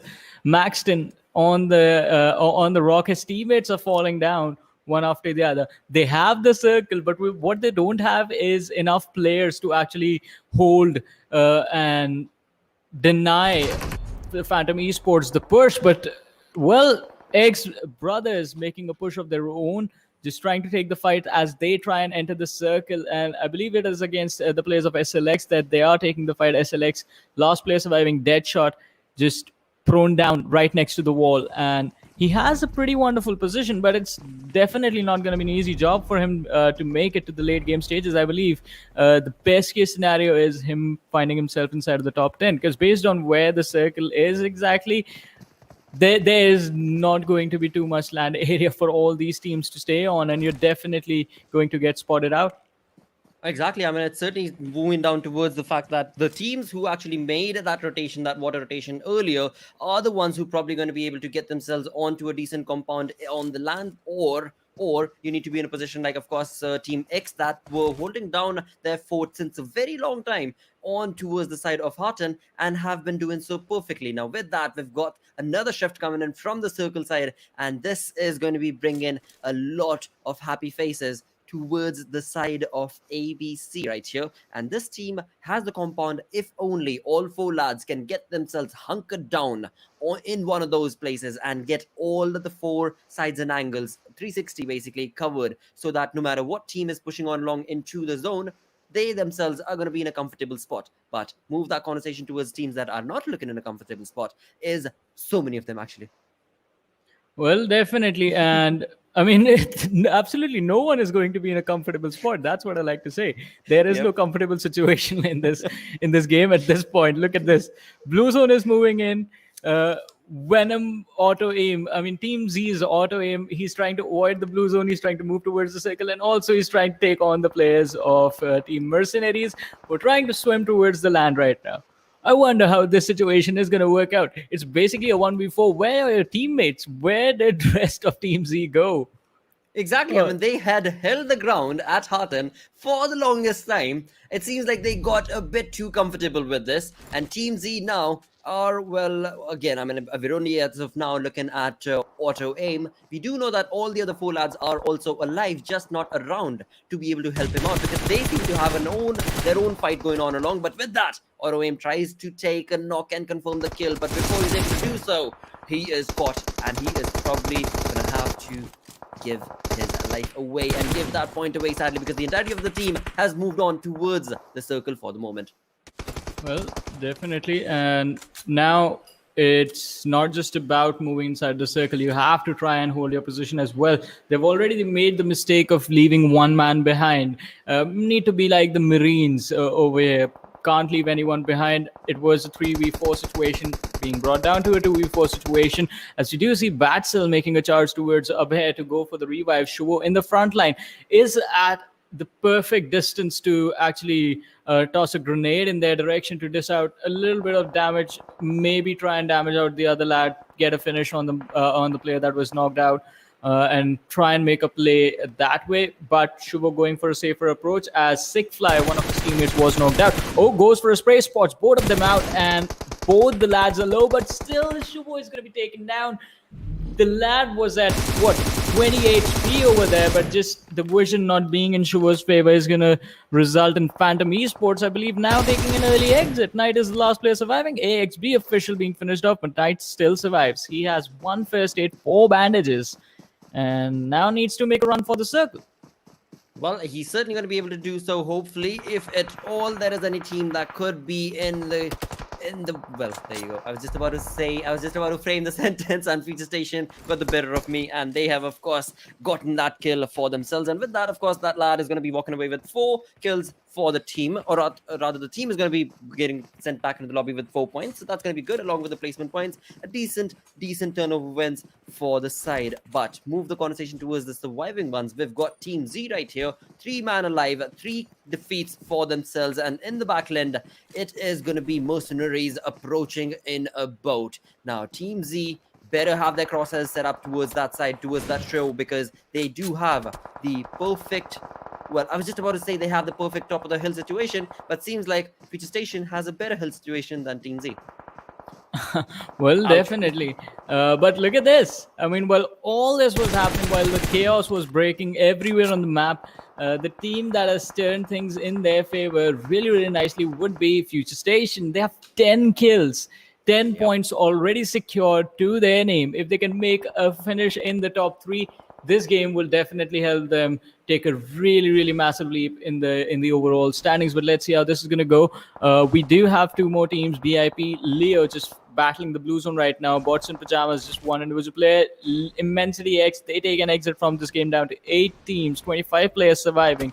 And FutureStation, so now things are going to get a little bit difficult for them, because this is going to be an open area fight. They are on the high ground, and especially on Sanhok, high ground might not always lead to the situation that you think it would. It's not always going to be advantage. In this map, it's going to be a trade-off between having cover and having information. You have to decide what you want and what is the team's play style. FutureStation right now, since they are being a little bit more aggressive, they might just go for having the information for themselves so they can secure those picks, right, like they're doing right now. On the other side, we do see ABCxNBSQ a little bit closer to the circle, and they might just be in the perfect position to pick off the players of FutureStation. Let's see if that is going to happen. And oh, a lot of bodies in the water. Look at that. Exactly, mate, and that is looking really good. Right here, we're of course looking at Mr. Butu, who is from the side of Mercenaries, and he is the only man surviving for the team. ABC, all 4 lads alive. They've got that compound for themselves. In the back end is of course going to be FutureStation, bringing in a really fanned out approach against the side of ABC's position. But of course, FutureStation is not all by themselves. We are looking at 8 teams surviving as of now. 23 minutes into the game, the circle is certainly pushing on along. And in that doing so many of these teams are going to be pushed out in the open. And this is where third parties, as well as so many points being distributed and stolen, is the position that we're going to be in. Well, I mean, it is going to be quite a tricky position, as the players of SCL will find out. Just getting 1 point, taking 1 kill, 1 individual from the side of Martyrs, 1971 down, but instantly getting finished off down to 6 teams, 15 players. Team Z also take an exit, and Zisho from Martyrs has been spotted out, did take a few shots, but is still surviving. Managed to run into the smoke at the right nick of time, but his teammate was taken down, and XBrothers actually do end up finishing them off. So down to 4 teams, 12 players. FutureStation smack in the center of the circle, high ground advantage. This has to be their games. This is their game. There is absolutely no one to stop them. ABCxNBSQ, they are losing players. XBrothers, they don't have enough players as well. And then in the backlines, we do see 1 individual as well, but he's the last player surviving for his team, so won't risk taking the fight right there. Exactly, should not take the risk to be able to get that fight or give that information away. On the other side, so talking about FutureStation, they've got all the information, as you were mentioning. They had that upper hill advantage, and they got all the information they possibly could from all the angles that they possibly could, and have resulted in knowing where all the teams are. How exactly should we push? Now this is where Badrev is going to be taking charge of this entire wonderful saga. He's got a perfect fanned approach from his side, and it is going to be, well, brothers at the receiving end. ABC, they are down low, they cannot really do much. We've got well, interesting enough, we do have Tasin, who is still alive. That is going to be a first player from Boston Pajamas, so nothing else. They are going to be trying to just work towards getting a good placement point for his team. With that, it is Brothers being eliminated. Decent turnover wins from Brothers right there, because XBrothers right there moved into the lobby with 7 kills. Ouch, did I mention Boston Pajamas? No, well, they have been sent back into the lobby with that 1 kill and 3rd placement, thus bring us down to 2 teams remaining. It is 7 players alive. Ooh, this is going to be tough for the side of ABC, because once again, FutureStation knows exactly where the team is at, and sadly, the entire team is hunkered down in one small spot. Oh yeah, I mean they are pinned down in one spot, and look at the formation from the side of FutureStation as well. Perfect positioning from the lads. 2 nades, they will do the job, but I believe they are just denying the players of ABC and SQ the vision at this point, slowly and steadily just crawling towards their prey. FutureStation, will they be able to get this cut? This is a 3v4 situation right here. They have 16 kills. This can be a 20 kill chicken dinner. Oh, Badrev, he's going to spot out. The first one takes him down, but now it's a 1v3. He ran into that trap. Another player being taken down. FutureStation, machine too low. Kapshi still making the push down to a 1v2 situation in the favor of FutureStation. And well, this is still not going to be their chicken dinner, as it is going to be denied by the players of ABC and SQ. Well. 16 kills is what FutureStation had, but it is none other than this team right here, which is looking really phenomenal with that play. They did hold down that compound for some time. They did seem a bit out when it came down to that overall, but eventually when it came down to the final circle, they had the man advantage, and the man advantage always ends up working in your favor. Yeah, exactly. I mean, even if even trades are made, the team with the man advantage, mathematically, I mean, it has been proven they will come out on top. They will always have that one last player remaining. And the mistake from the side of FutureStation in that last push actually happened when Badrev overcommitted into that final fight. After that first knock behind the rock, he could have fallen back. His team would have had enough time to actually use him as a distraction at that point and then make the push. But since he was taken down, ABC and SQ also overcommitted a little bit over there. But still, having 16 kills, I believe they already have the first position in terms of overall points in this game, and this is the man that is responsible for it. Kabshi, 50% kill contribution, more than 50 actually. 8 kills for himself, and that 1 assist right there.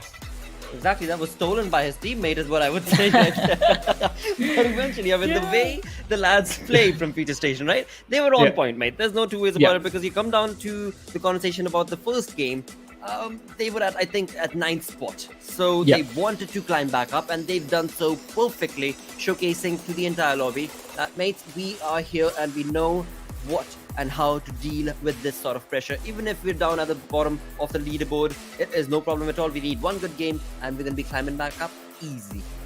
Well, definitely. This was a good game. Does not matter if they got the chicken dinner or not. They got points. At the end of the day, that is what it is all about, getting those points. And FutureStation, a wonderful performance from them. And hey, let's talk about the team that has a player on the 4th position in terms of the top players, XBrothers. Also, I mean, a decent performance. They did actually manage to get a decent number of kills, even though they were taken out a little bit early in the mid-game stages. As long as you get the points, it's all good.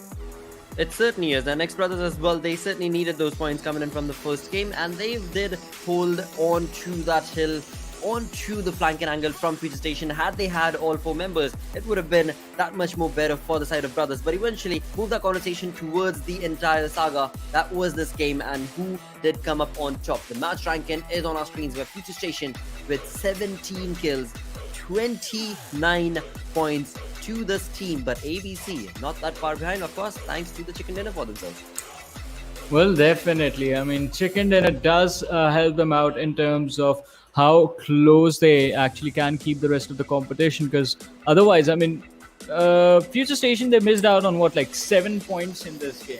The 3 for the chicken dinner and the 4 for the kills that they could have gotten for ABCNSQ, but still 29 points, impressive performance. Bots in pajamas, look at them, just 1 kill secured by the team. The push that they made towards the position of XBrothers wasn't actually successful. XBrothers did manage to get away from the entire fight, but still they lost a few players in that entire scuffle.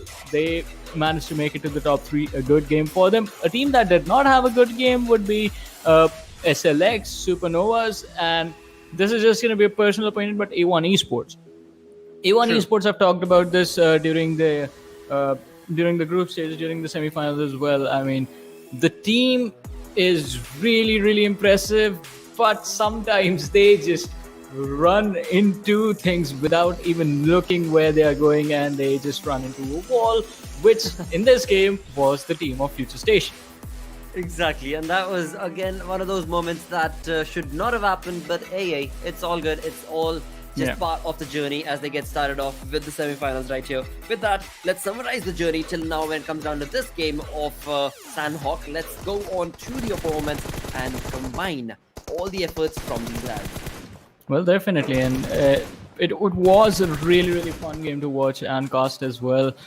This was the very first moment that sort of brought a little bit excitement to the match, and we knew we were going to have a really fun game. The fight between Bad Intentions over there against IPGxELECTRIFY was also really interesting. A lot of kills exchanged, but Bad Intentions, I mean, they could have actually just disengaged from the entire scuffle and managed to survive to the late game stages, and then there was just a domination from FutureStation from the beginning, from the moment they actually wiped out A1 Esports to the very end of the game, until they ran into ABCNSQ over here. And look at this, Machine was really low. Kapshi actually could have backed off over there as well, now that we look at the situation again, because after Kapshi went down, then Machine was left with just one option. He had to go for the Hail Mary, but it works out. 22 kills for this team. The team with the second highest kills is sitting on 14. FutureStation already bringing a massive lead for themselves without any chicken dinners. 5 points as an overall advantage against Phantom Esports, but this is a really comfortable start for them. Absolutely, but now again, 2 games are done. 2 games still remain for day number 1. And when it comes to the group, we of course are going to be looking once again at Group A and B for the remaining 2 groups. And that implies that other teams in the group will also try and climb up. It's only 5-point difference for now. Of course, the kill department is a complete different undertaking coming in from the side of FutureStation. That's not going to be an easy one to overcome, but slowly and steadily, this is going to result in the kind of aggressive plays that we need to be able to see in these matches. Matches? Yes, because the matches as of now are not off to the kind of start that we would have predicted. Same goes for the viewers as well, I believe, because again, you talk about bots and pajamas, you know, then it comes down to the entire group stages. This is a team that was in control. This is the team that held down all the individual opportunities that they were a part of, but somehow along the lines when it comes to the semi-final, it is again maybe sweaty fingers. I'm not entirely sure. A1 Esports, another wonderful team that we know is capable of so much, taking a slow, low-key approach. Can't really predict what's going to go down. See, here's the thing. I mean, A1 Esports, we know they get really, really angry when stuff like this happens to them, and I believe they're just waiting for the opportunity. And well, the opportunity is going to be there because we still have 2 more matches left for the day. Absolutely, mate. It is going to be absolutely wonderful to get in with, of course, now Miramar. This is where this is going to go down. This is the map that is going to be the decider before we, of course, go back to Erangel for the final game of the day. Their teams will have the opportunity to kind of take a slow, low-key pace, you know, just calm themselves down and hopefully then showcase that aggression when the time and opportunity arises. With that, we are going to be going on a very, very short break. Stick around, lads. We're going to be right back. Good thing going. We got a good thing going on. PUBG Mobile, Godzilla vs. Kong. All new collaboration live now. In the latest version of PUBG Mobile, players may encounter titans during a match, just like in the movies. Let's learn more about the all new game modes, shall we? Titan Strikes. The Titan Strikes mode introduces 3 titans to Erangel, Sanhok, and Livik. Godzilla and Kong move along designated routes across the map. Players can chase after them in vehicles, but if you get too close, you'll be knocked down and take damage.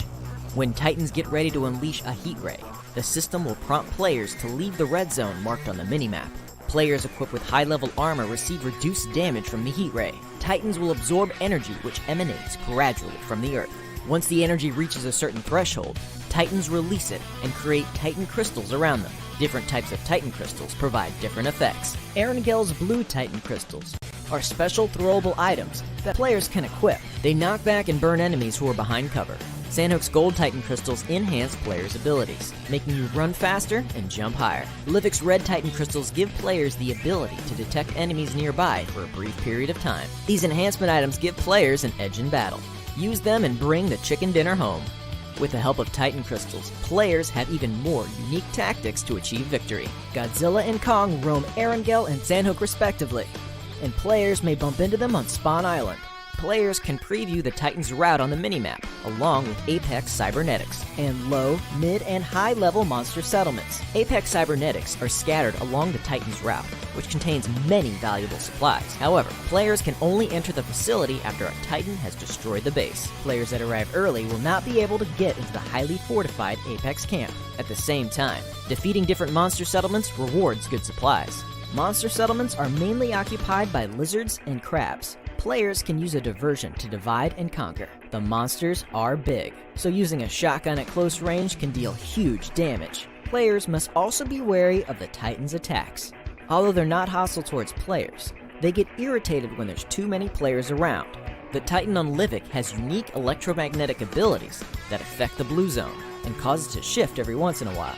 Now, players must pay constant attention to the new play zones and transfer immediately when they begin to shrink, as to ensure they're not swallowed by the blue zone. Furthermore, Mechagodzilla periodically scans an area of the safe zone and marks the locations of everyone in the area on the minimap. This urges players to transfer or engage their enemies.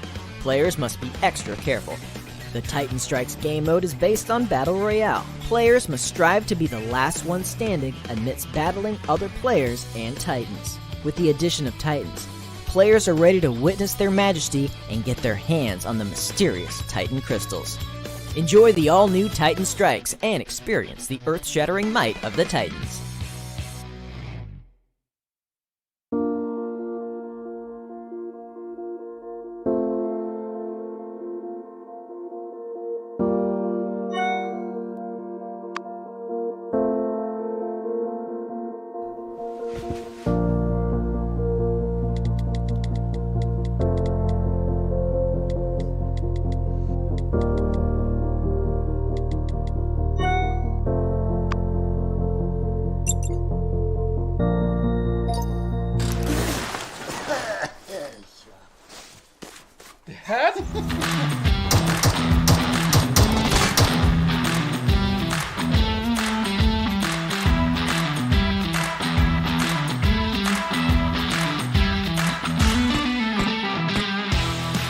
Yeah, we got it, we did it! I know you'll be there for me. I'll always Are you keeping it real? I'm calling shotgun, wanna see my baby run. Oh, what's the word on the sea? Kicking up the dust, if you know what I mean. We got a good thing going. We got a good thing going on.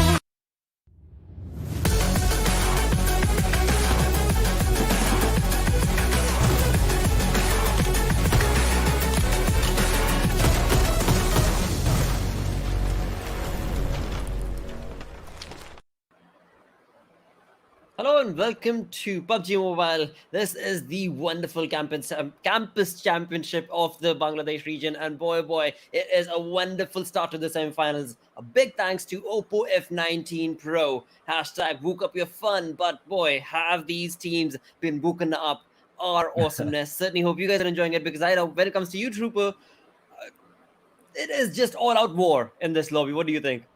Definitely, and I was watching this game in Sanhok and FutureStation. What a game they have had! And one thing that all the lads from Bangladesh would be really happy that FutureStation is back and they are looking in the colors that we have seen them for a very long time. Let's see if they're going to continue this as the day progresses. Miramar, the plain path is here, right here in front of us, and the map is divided into half completely from Montenuvo towards the northern part of Impala. That is going to be the plain path here, and the teams have already started to move towards their drop locations.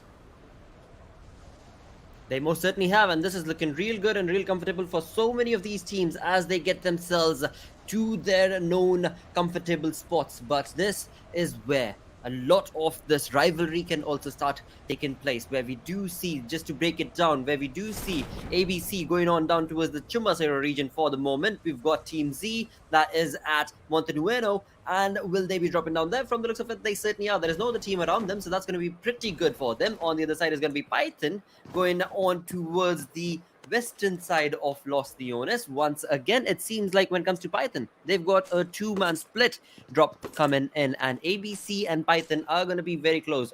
All the other teams, well, let's see, where are we going to be finding them? A1 Esports is going to Los Leones, and the circle is going to be favoring them. Oh yeah, it is going to be favoring them for sure. A1 Esports and Los Angeles once again. And for all the fans out there of A1 Esports, not to worry. Just the two matches have gone by. There is a lot of matches still remaining for A1 Esports to do that comeback. And let's hope they are going to do that in Miramar, and they are going to move up there in the top. In the overall ranking. That is something all the fans would be anticipating from even Esports. But right now they are inside the zone. They have the big city, the biggest city in the universe of PUBG Mobile, which they are going to load up right now. A1 Esports is loading up Los Angeles. They are, and they are looking comfortable doing so. On the other tangent, when you move on towards the southern side of Al-Azhar, very close to the northern tip of the zone right now, we've got the team that everybody had their eyes on when it came down to the group stages. It is none other than the lads who are bots in pajamas, looking pretty comfortable for the moment. All four of them sticking close to themselves. But now, as we have described the southern part of the map, well, the eastern part of the map, move on to the west, the northern west side, where so many of these teams are clustered down towards, and so many of them, even though are looking pretty close on that map, as of into the game itself, it is going to take a little bit time, I think, before they get into those fights, because after all, it is Miramar. It is going to be one of those maps where the teams are probably going to try and get themselves a decent loot, a decent position before they finally get into some all-out squad wars. Definitely, and they really need some good positions at this point. And you've watched them in Sanhok as well, how they were moving inside the map of Sanhok, and that was a pretty confident move. And we saw them move in Erangel as well in the first game. So it's time. They just need to buckle up and get a hold of the complete game now, and let's see what they're going to do. But coming back to this team, Blotter here, bad intentions. They did not have a really good start to the campaign in Erangel, but Sanhok was a pretty decent game for them. And where do you rank this team in the overall proceedings after two matches that they have played? What do you think? Are they going to move ahead into the competition? Oh yes, most certainly. Yeah. There is no two ways about it. There is absolutely no two ways about it, Trooper. They are going to be raining down hail fire when it comes to their positioning, when it comes to their placement on the leaderboard. But right now, of course, this is just too early. Too early in the semifinals to start predicting anything, because the teams are getting themselves warmed up. The teams are maybe even throwing curveballs to their opponent teams, like for example FutureStation just did. In the first game they seemed a bit off their chair, but now move on to the second game, they were in control through and through. So once again, it could be one of those mind game situations that are being played as well from these lads, and that is going to be crucial because it is a 6-day affair. You do not want to be bringing down the best of your strats on day number one itself. You certainly want to be consistent, And that consistency is what will lead you through the 6 days into the finals. Definitely, and as you said that consistency is going to be the key in this 6 day affair. But I always say this, but in this type of a tournament, in this type of a format, it is very important for you how you are going to start your tournament. So that is not the right start for Avon Esports, but the way FutureStation have started their campaign here, they are going to be really excited about it, and so Oh, are going to yes. be the fans. But let's see. Still, the fingers are crossed for Avon Esports. I really hope that this team gets hold of the rhythm as the day ends here, and just with the second last game today. Because let me remind you once again, just the 4 games that are going to be played today. Exactly. We are looking at Group A and B, viewers, and in that we've got these teams, well, bringing in domination from a few of these teams. So many of them, like for example, A1 Esports and the likes, are still trying to get on that high horse. As of now, we've not seen them perform so well, but we very well can expect them to do so. And again, as Super just mentioned, it is going to be really crucial for the teams to be able to get themselves onto a decent position by the end of the day, because after all, there are only a few select matches that they get when it comes to the overall 6 days. Rather make it 5, because this day is almost coming to an end. We are at the middle ground for now. This is the 3rd game and only one more game remains. Definitely, just one more game remains for today, so it is going to be very important, because after the day ends, these teams are going to analyze what went wrong, what they could have done correctly, and that is going to add some more pressure to the teams that are going to remain in the bottom half, or they are not going to do so good, because big names, really big names from the region, still suffering out there after 2 matches, and that is the thing for concern for a lot of fans. And I would not like to see even esports where they are exactly sitting right now, but it's Miramar. You never know. They have been called the Miramar King from the region for a very long time. And coming back to what they can do, everyone knows it's a very, very big brand from the region. Most certainly, mate. But bring that conversation towards what is happening on the map right now. We have been glued by the observers to the team of Mercenaries as they walked away with some really comfortable early kills in the map of Miramar, with 3 defeats to them, 3 points to this team. All 4 lads still alive. The Mercenaries are warming their guns up as they move on along, trying to get one contract to the other completed and get those points, get those kills, because this team also, when it comes to those points, I mean, this team does not shy away from the aggression. There is no two ways about it that they will stick their neck out. Outside the zone also would not matter to them, because they want to be able to get the perfect loot, the perfect gun, the perfect utility to get themselves into a position that once they get there, then it is going to be really difficult to throw them off. That is going to be Team Mercenaries. But move that towards another team that is still trying to find their place in the entire semi-final. For day number 1 is going to be the team that we just looked at, and that was the Mirado that was being controlled like GTA style or whatever. You know, it was like he just stole the car and he's now rushing off of that scenario. And that is going to be, of course, the team that is AXBX.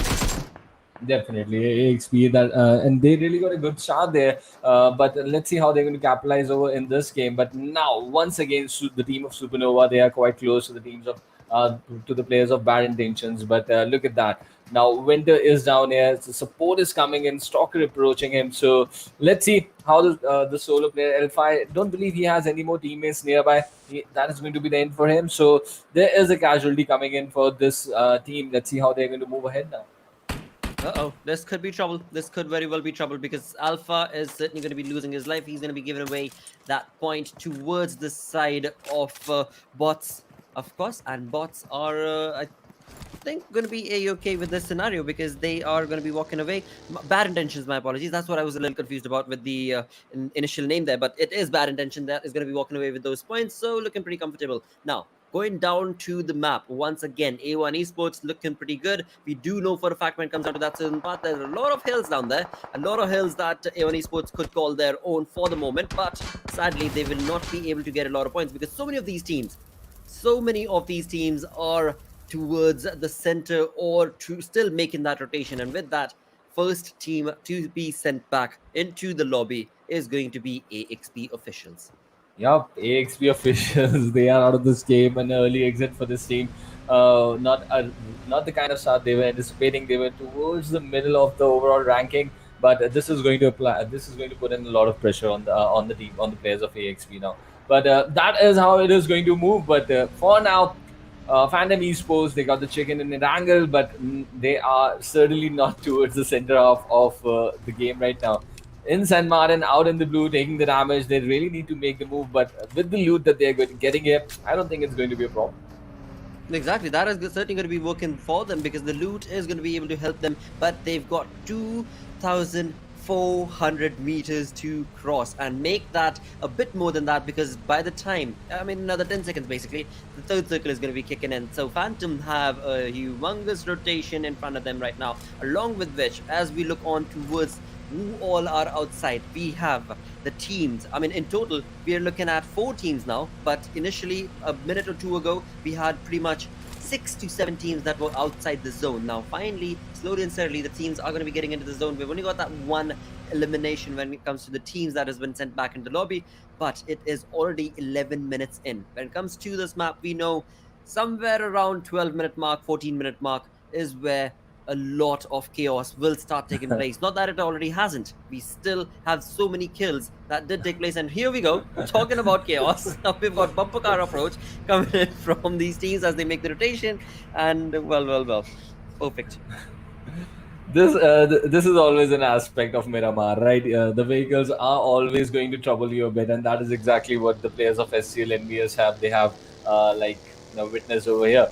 But speaking towards and coming towards the eastern shore of the map right now, this is the area where we need to concentrate as the zone is getting concentrated once again towards this end. So let's see what happens. MainCityX, they have settled themselves here in these standard compounds, and this is the area just towards the northern side of Impala, I believe. And let's see how they are going to move ahead, because they also haven't been able to impress in the first 2 games. So they also need a big game coming in this Miramar match. As the only Miramar of the day, this is going to be an important match for all these remaining 15 teams.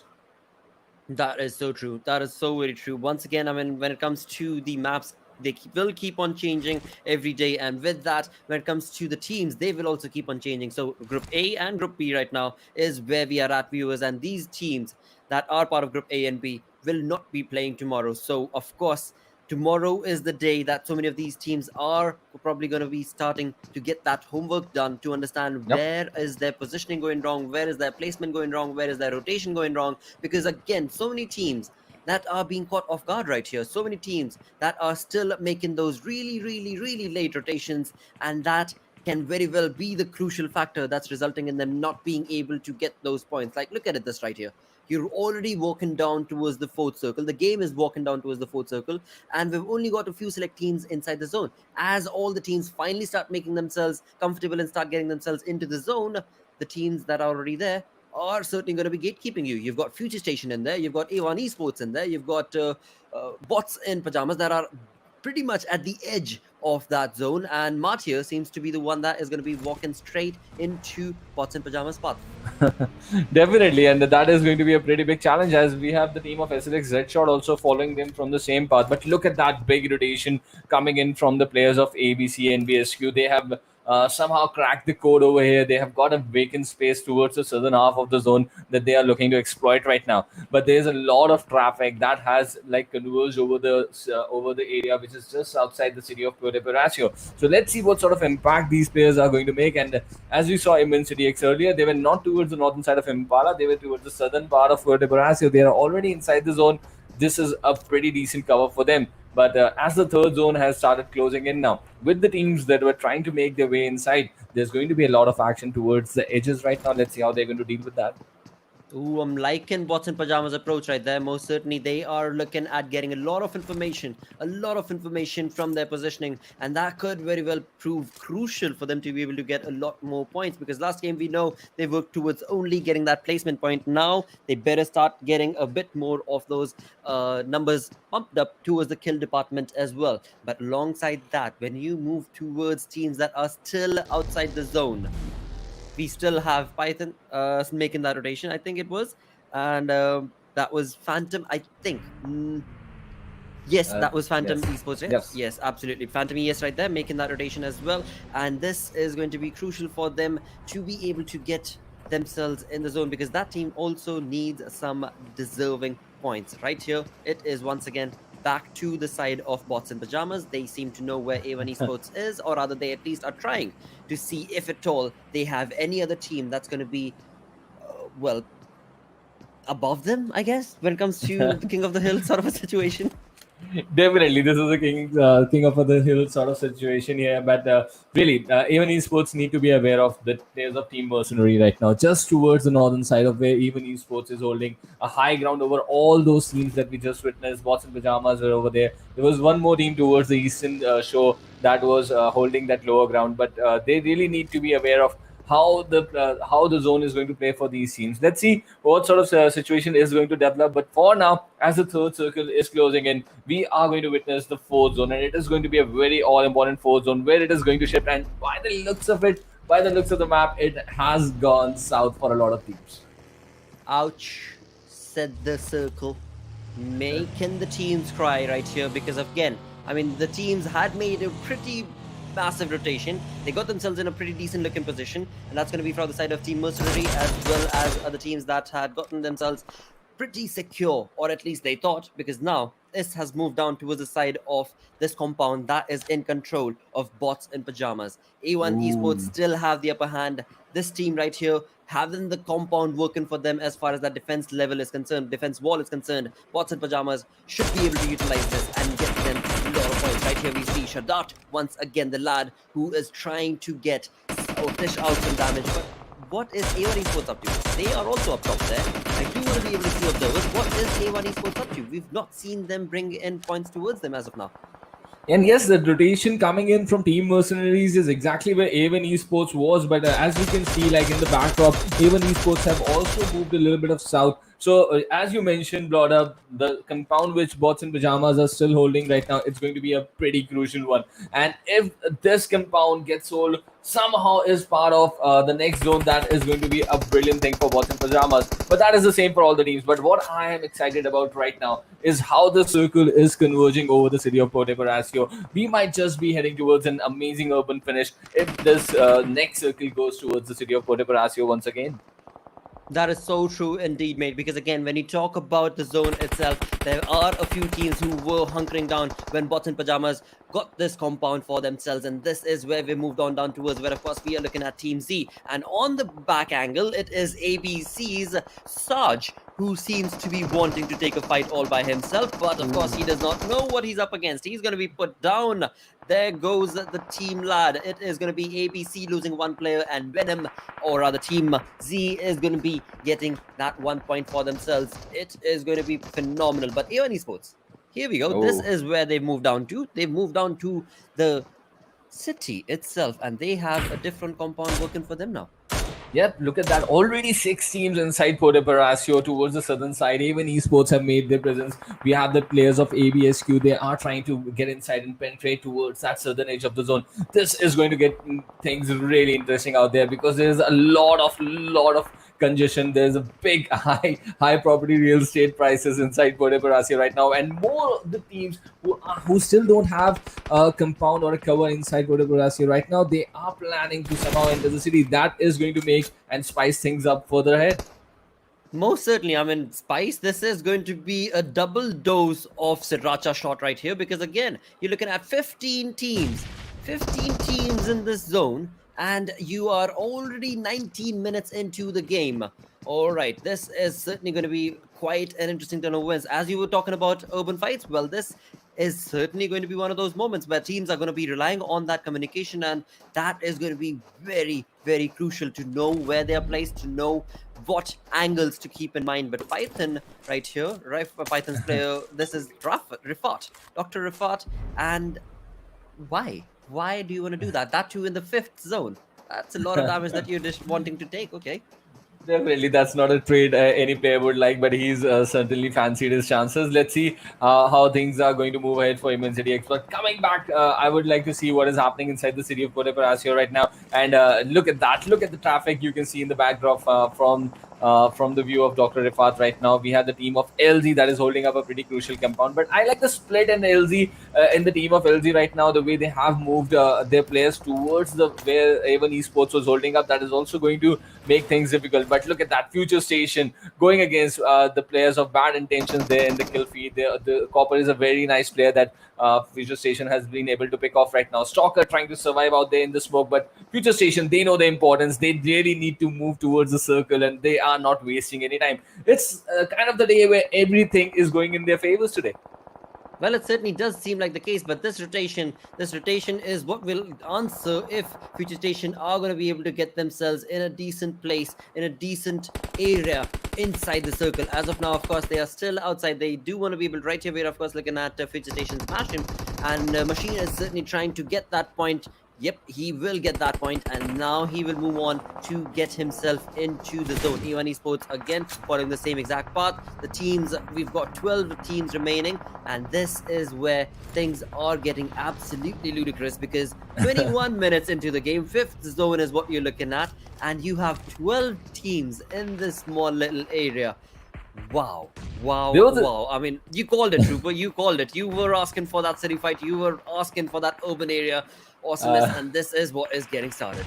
Definitely, I always do. And but look at this. With this new shift, only the northern edge of the city of Puerto Palacio is inside the playing area now. So the teams that were clustered towards the southern part, they are having a fight among themselves, trying to get inside. But the important situation right now, these high grounds just outside Puerto Palacio are also part of the playing area. So that is going to open up things for teams like Team Marvel. We saw Bots in Pajamas holding up a compound in this vicinity. So they are going to fancy their chances now. It's going to be a good situation for them. But things are also getting interesting there as the players of FutureStation are going down, and that is not a really good sign to see at this point, to be honest. But look at that mid-air knock coming in from Kapshi. He is having a role today.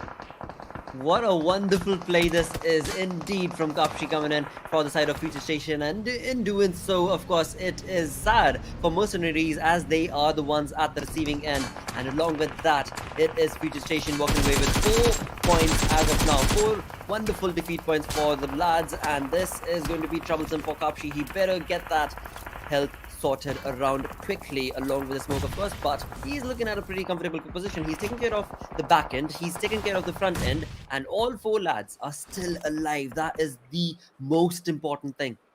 Yep, definitely. That is the most important thing for A1 Esports. They've got a good compound cover. But now, with this zone going outside the city of Puerto Palacio completely, all the teams that they put that invested inside the city of Puerto Palacio are looking at it as a bad investment now, because it is always easy to enter the city, but it is not that easy to leave the city when it is so much populated. Mercenaries, they have been picked off from the higher grounds towards the northern side. But now, A1 Esports, they are heading into this fight because they are going to be under a lot of pressure as the 6th zone is going to start closing right now.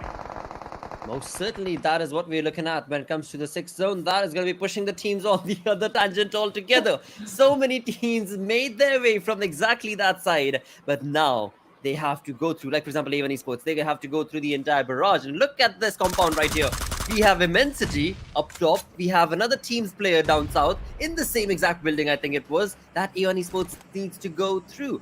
Boy, oh boy, we've got 9 teams remaining, 23 minutes into the game. Just a perfect Miramar map. Nobody could have expected or predicted. In fact, all the games today have been such where nobody could have predicted what the circle is going to be. But in that doing so, this right now is the fight that we are being faced with. And it is Immensity that are converting the fight with some perfect positioning. And in that, this team now has 5 kills rather now. Definitely, and look at that. His teammate Dr. Rifat has been eliminated by FutureStation, and there's a trade also coming in on FutureStation. So both FutureStation and A1 Esports in the thick of things right now. But with the zone closing in on A1 Esports, they are under a lot of pressure. With a close-range fight over there, look at ImmensityX. They are creating more pressure on the players of XBrothers ES just outside the city of Puerto Palacio right now towards this northern edge, and Chief moving in. Another knock coming in from him, and the last player now, King, is in front of him. This might just be the 1v3 he needed at this point.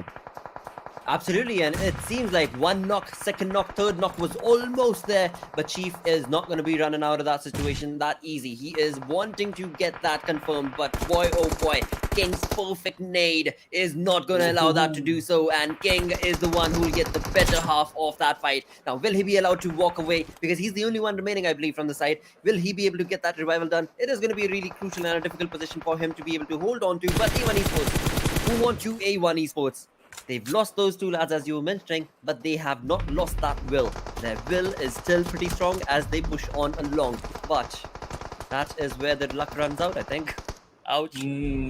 But they are the only team to come out of Puerto Parasio. I'll give it to them. There were so many teams inside Puerto Parasio, A1 Esports becoming the only team. But against the high disadvantage at this point, against Bots in Pajamas, MARTYRS 1971, and the position which FutureStation has been holding up, there was no chance for any team to come out of Puerto Parasio and be a part of this zone right now. Now we have the top three teams. Bots in Pajamas, they were not doing so good in the last two games. FutureStation have been brilliant, and this is the third game which they are going to capitalize. And once again, they're going to add on to their overall ranking points. Then it is going to be a significant lead, I believe, that FutureStation is going to do. But who is going to get the chicken dinner from here, Blotter? That is my question.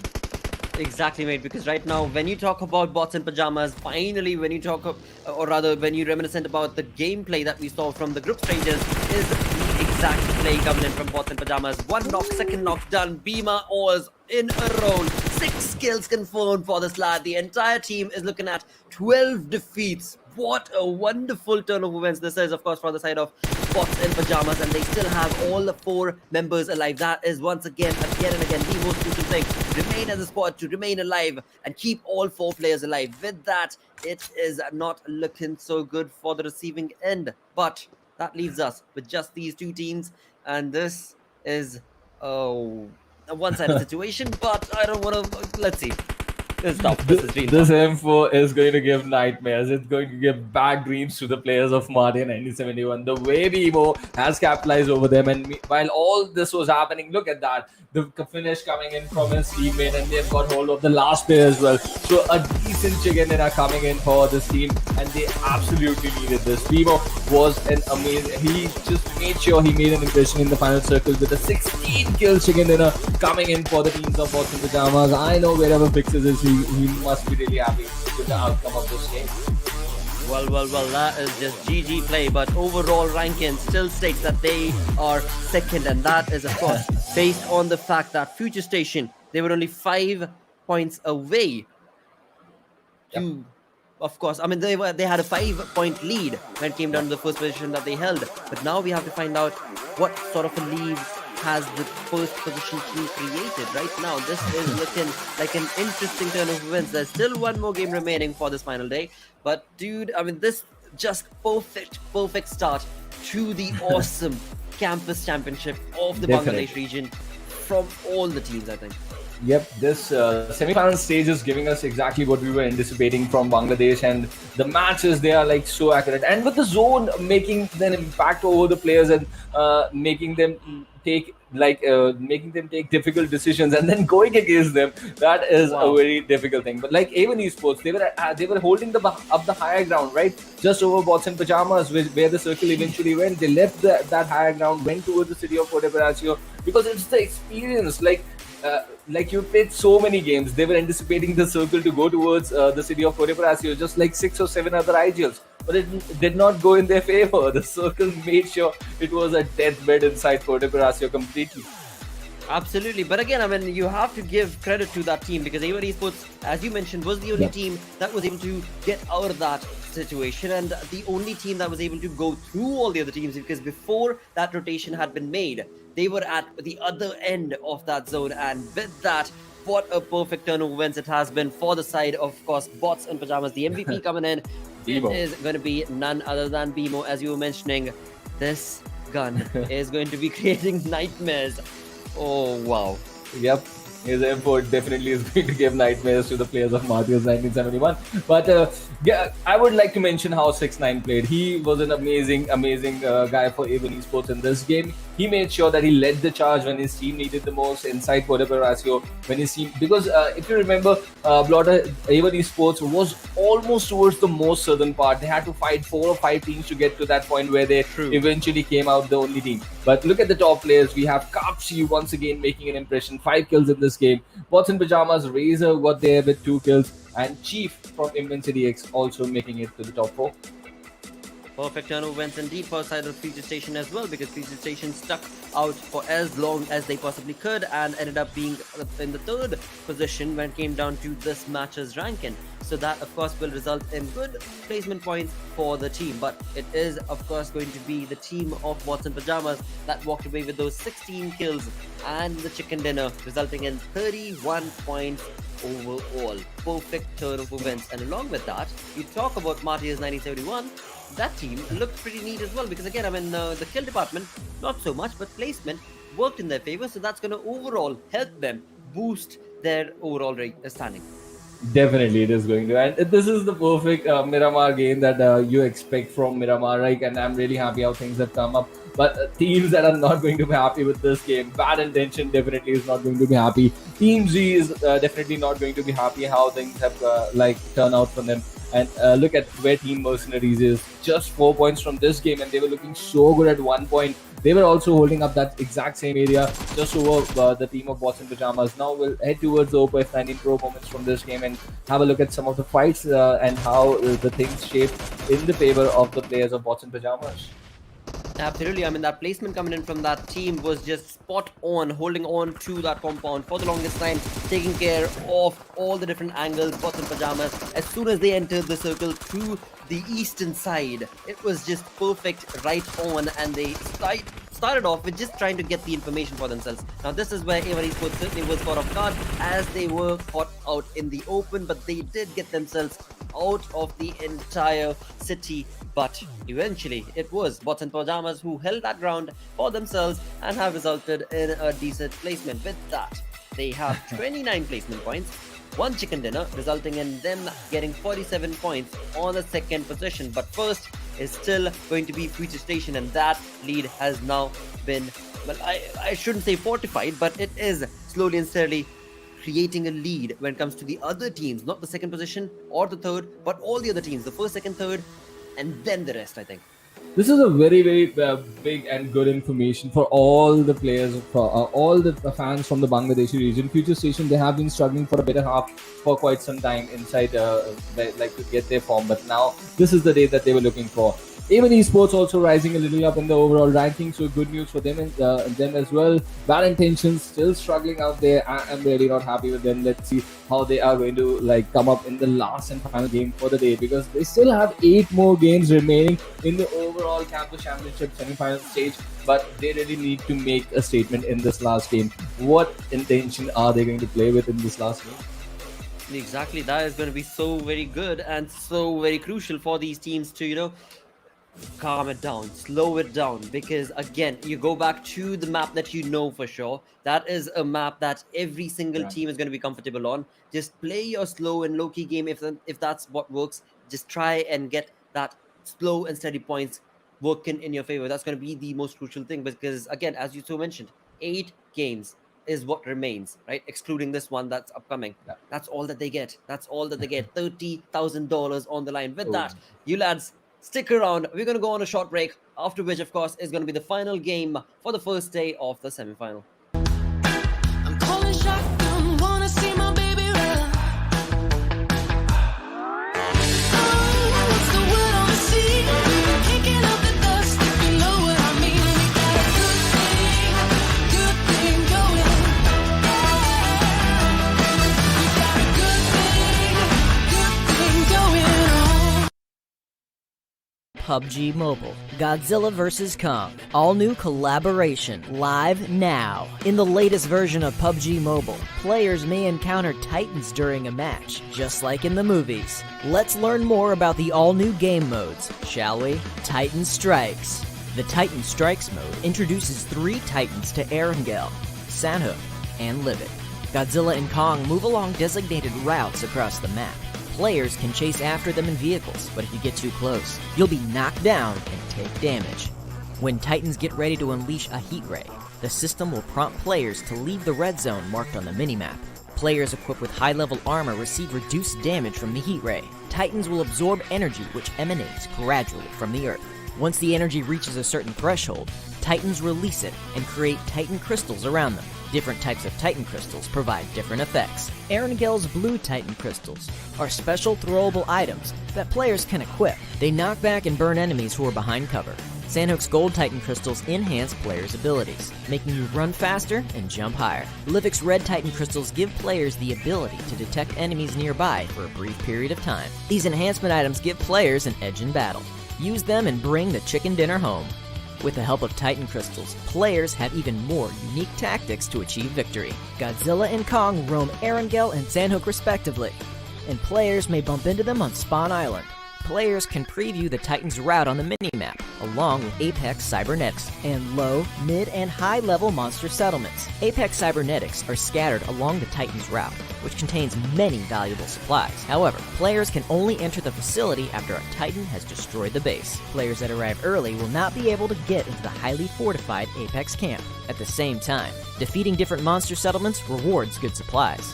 Monster settlements are mainly occupied by lizards and crabs. Players can use a diversion to divide and conquer. The monsters are big, so using a shotgun at close range can deal huge damage. Players must also be wary of the Titan's attacks. Although they're not hostile towards players, they get irritated when there's too many players around. The Titan on Livik has unique electromagnetic abilities that affect the blue zone and cause it to shift every once in a while. Now, players must pay constant attention to the new play zones and transfer immediately when they begin to shrink, as to ensure they're not swallowed by the blue zone. Furthermore, Mechagodzilla periodically scans an area of the safe zone and marks the locations of everyone in the area on the minimap. This urges players to transfer or engage their enemies. Players must be extra careful. The Titan Strikes game mode is based on Battle Royale. Players must strive to be the last one standing amidst battling other players and Titans. With the addition of Titans, players are ready to witness their majesty and get their hands on the mysterious Titan crystals. Enjoy the all-new Titan Strikes and experience the earth-shattering might of the Titans.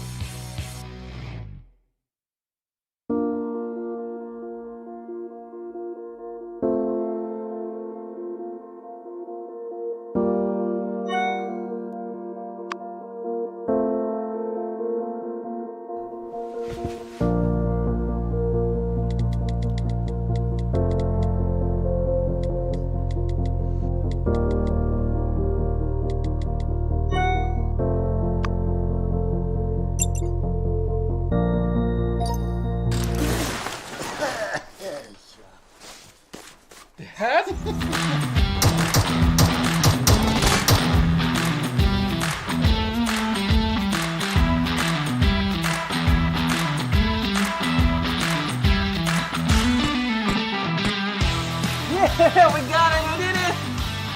I know you'll be there for me. I'll always be here.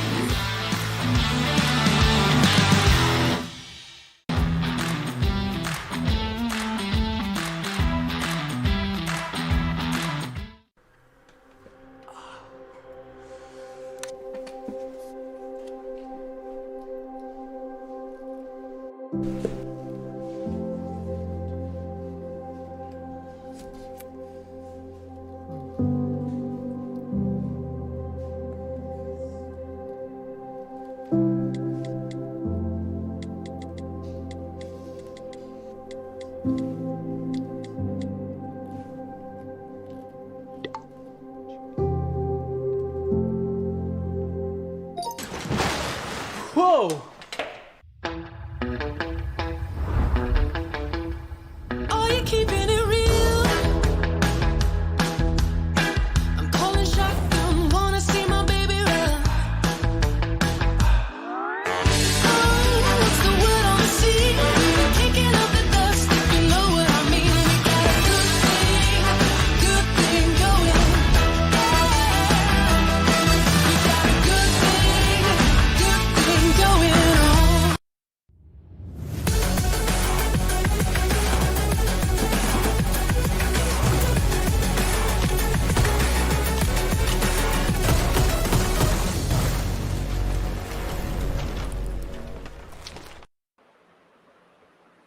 Hello, guys, and welcome back to the semi-finals of the PUBG Mobile Campus Championship Bangladesh 2021, and just one last and final game remaining for the day.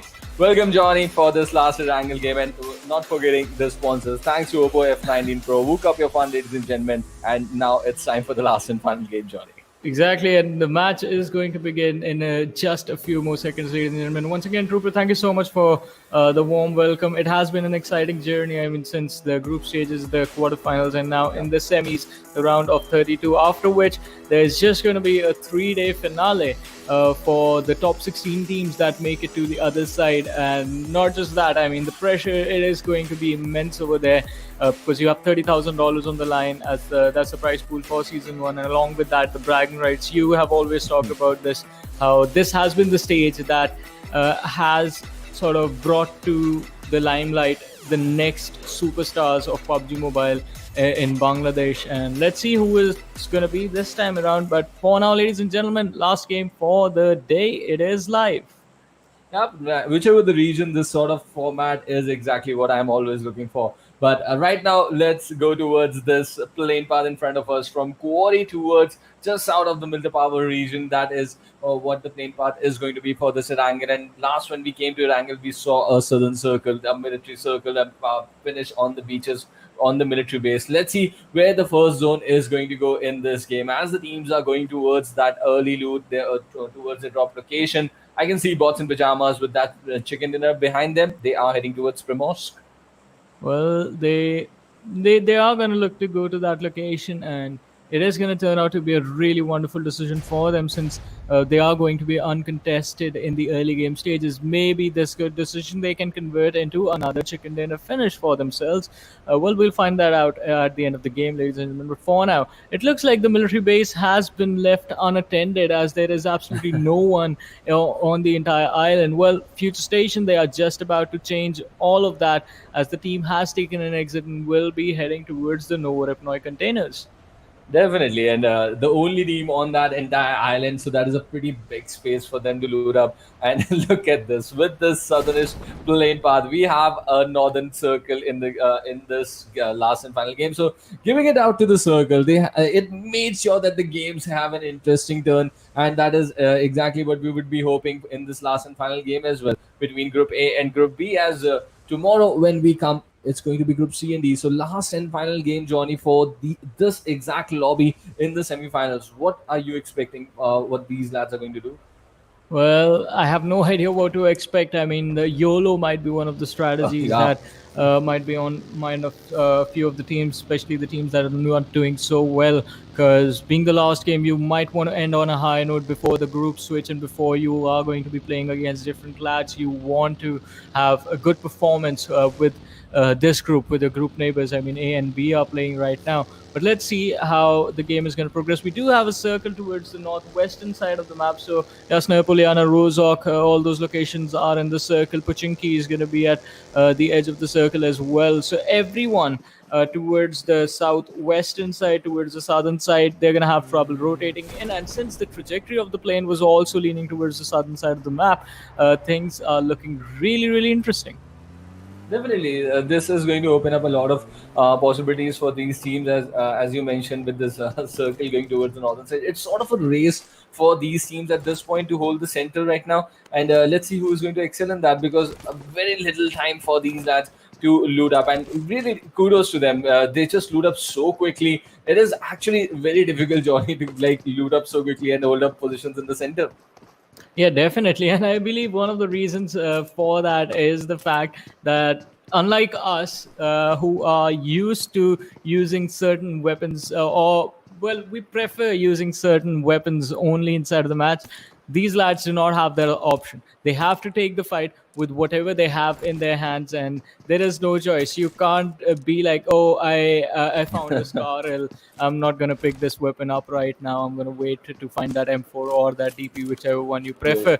You find a SCL, you find a shotgun, you pick it up. That is the first priority, getting something to fight back. Even if, as I said, even if it's a shotgun, it's not going to matter, because as long as you can shoot back, as long as you can dish out the damage, you might just be able to come out on top of any fight that's going to come your way. And that is something that these players have to rely upon. And as soon as you have that first initial weapon in your hands, you can move forward, look around the vicinity, try and find whatever try and find the weapon that you actually prefer, which I believe in the last few days I've seen a lot of AKMs on a lot of players. The DP phase has sort of been fizzling out slowly and steadily.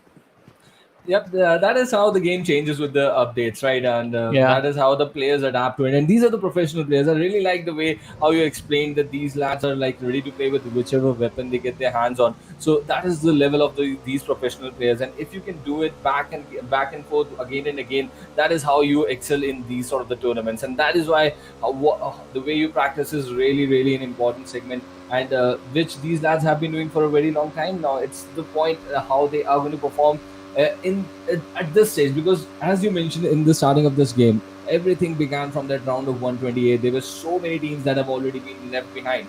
Now is the stage. Can you go towards the final or not is the question they are answering for themselves. Well, definitely, and it is going to be a really, really difficult question. It's going to be like one of those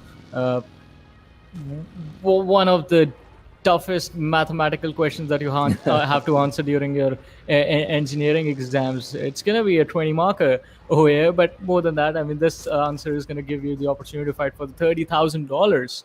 So there's a lot on the line, and it almost always comes down to those few bad games that you have had that can actually turn that could have actually resulted in you qualifying to the next stage. But I mean, you don't want to think about that right now. So let's talk about this. SLX, they have taken the high ground inside of the circle. There is one player from the side of IPGxELECTRIFY quite close.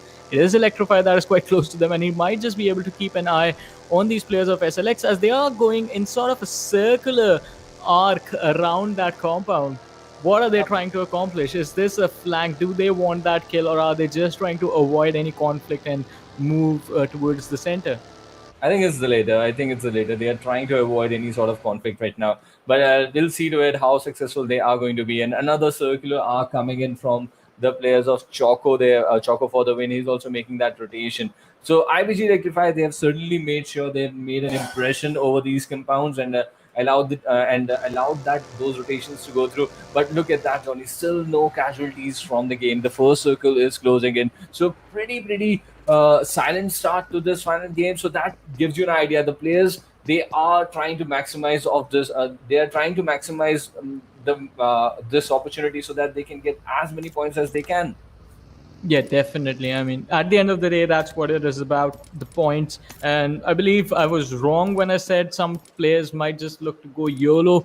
Everyone is being extra careful in this last game of the day, not looking to lose any points with unnecessary aggression from their end. Taking things slow can actually work out, but let's see if it actually does this time. SLX, all right, since we have these lads on our screens, let's talk about their performances, sort of go on a recap as to how they made it this far. SLX has had interesting performances, specifically during the group stages. Yep. They were off to the races as soon as the group stages started, but then during the quarterfinals, we saw them getting counted, and that makes sense. I mean, quarterfinals were obviously tougher than the group stages, but SLX somehow did manage to, make it this far, make it to the semifinals by switching from the aggressive playstyle that they had with them during the group stages of the PMCC over to a little bit more tactical style. We don't see them running into those fights. It is, I mean, Choco is one of the lads that is always going to be there in terms of the aggression for the team. But other than that, the rest of the players do like to take it slow. They like to play it safe. Definitely. Adding on to that, Johnny, I would like to say that when you have like cleared 2 stages of filtration and come to this level, you definitely have something good going to good in your team, and that is what you're trying to build up. But it is also important that the other teams are also reading you, what you are doing, what mistakes you are doing in the other matches, and that is something these players need to cope up really fast, because as they are going to work on other teams are also going to work on them. And when they come back in playing into Erangel or Sanhok or Miramar once again, they are going to be asked different questions, and they need to be ready with those answers.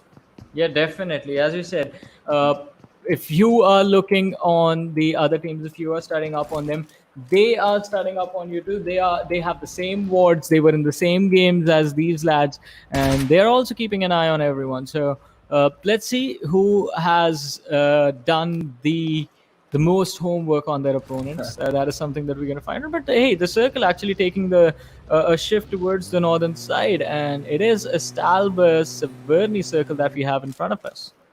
Definitely, a Stalber Severny circle, and let's see how the players are going to deal with those slopes, because a lot of players are going to get exposed towards the slopes if the circle ends towards those heights of Stalber. So we'll see. We'll see where the circle goes. But for now, the second circle is still there. Still no casualty in this game, and the players are trying to take as many players as they can inside the final circle. So that is the strategy from the IGLs in this last game, and I like the way how cautious they are starting this game off, because in the earlier three games we did see some early fights, but not in this game, and they are trying to take as many guns as they can in the final circles. Well, definitely, and it can be the thing that results in the team's demise. I mean, but let's Yeah. see. X brothers on the other side, we do see them already taking an early rotation towards the northern edge of the circle, already making it all the way towards Severny. In fact, they're towards the small set of compounds, the small settlement that's there towards the northeastern side of Severny. This is a really good location. You don't have much to deal with. All the areas surrounding you are quite open, but the bad thing about this location is it can backfire really badly if the circle moves. The moment the circle moves away from you, you're done. And if there is a team just towards the southern side of that compound, it's going to be a pretty difficult thing to exit that compound, because Yeah. those are really good height advantage over that compound. But A1 Esports was there in the kill feed. They have got the first knock from this game. Let's see how A1 Esports is going to do, because they have sort of got some pace in the last game in Miramar, some decent points for them, which they were unable to do in the first two games. But look at this, multiple knocks. They've finished one player, Sinister giving that damage there to the players. He's just completed one more player, and this is not looking good for the players of SCL EnvyUs. Well, yeah, it does not look good for them.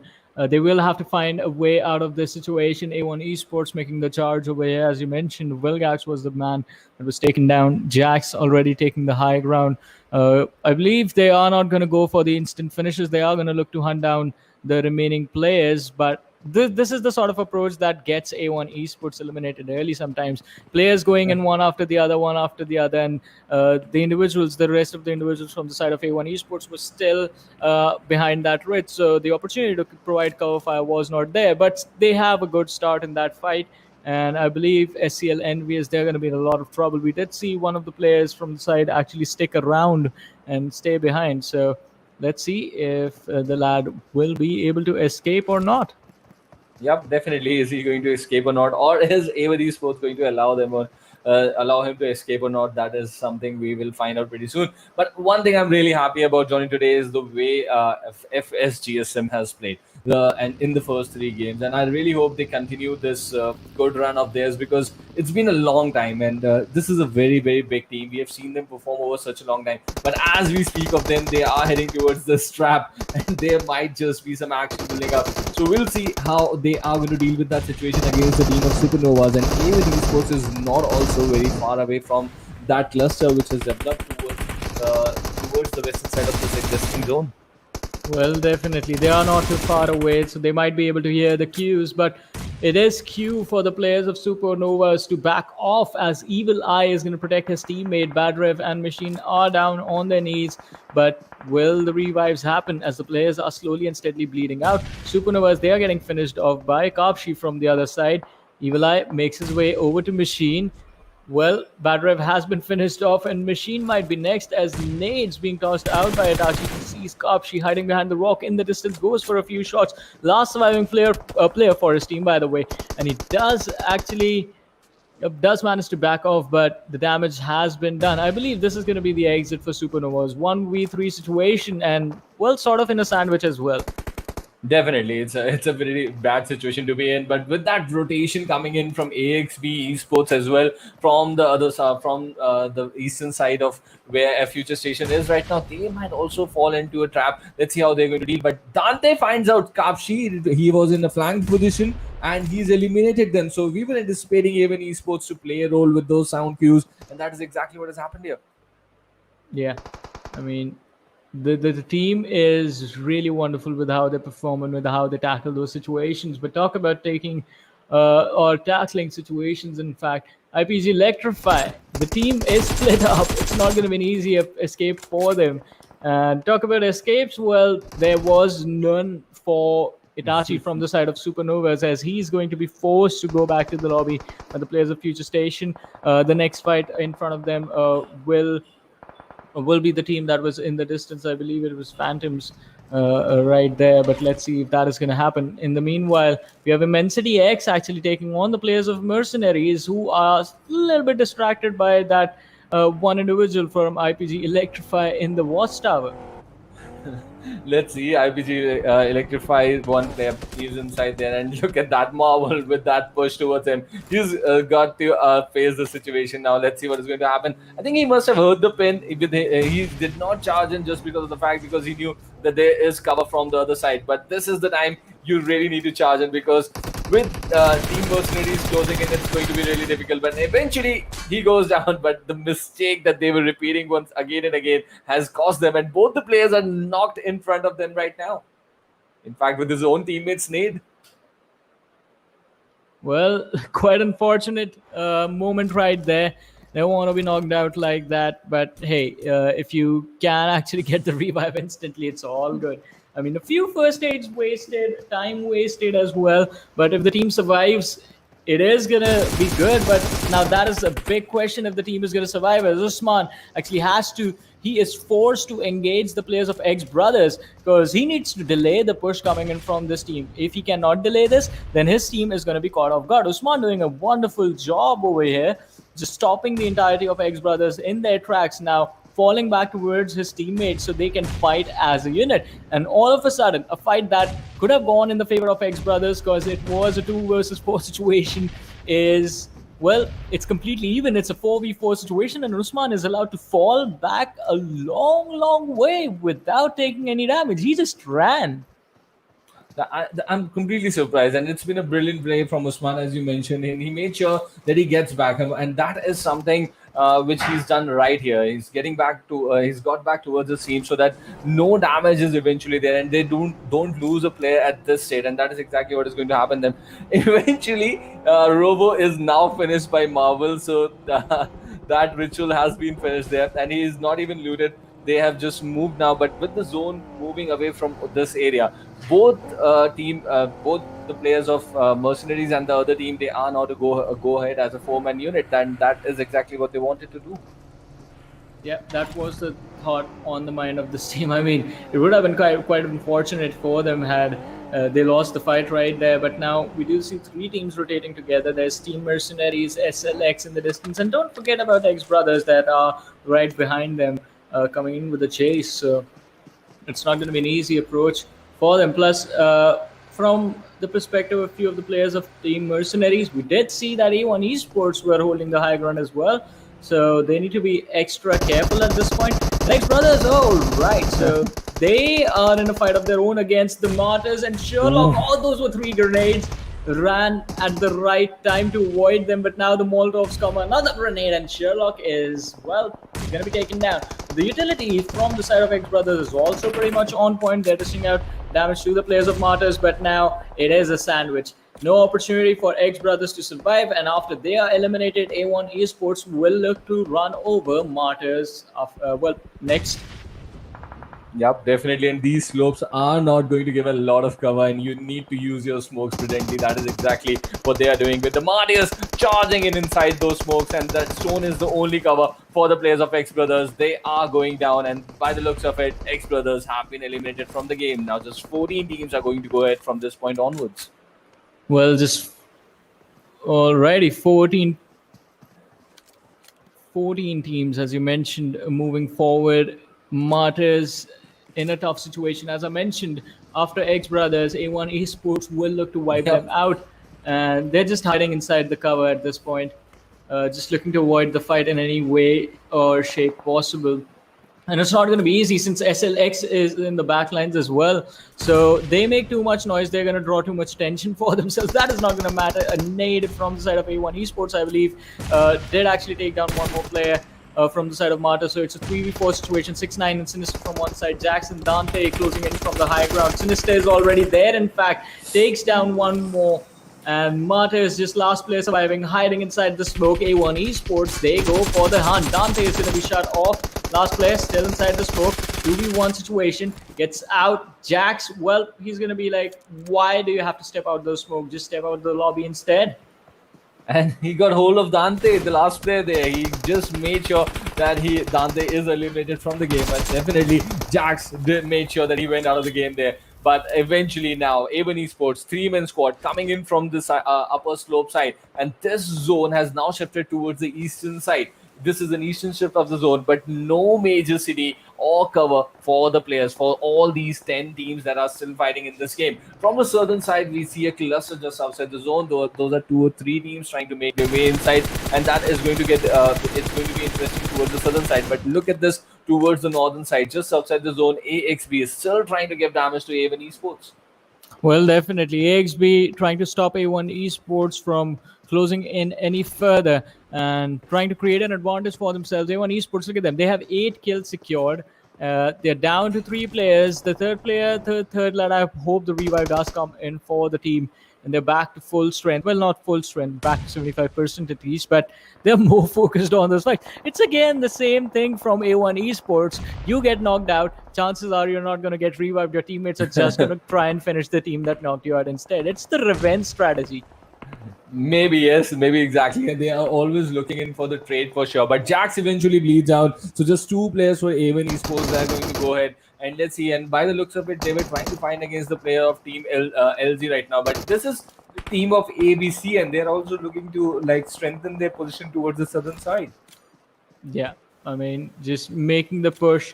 It's not going to be easy. And, well, talk about things not being easy. Well, A1 Esports, they get eliminated on the 10th position. 9 points in total, 8 for kills, 1 for placement right there. So quite an early exit for the team. But, hey, they are still going for those kills and the kill points. If they keep them coming consistently in every single game, at the end of the day, they might just be able to move to the other side towards the finals. AXB officials on the other side.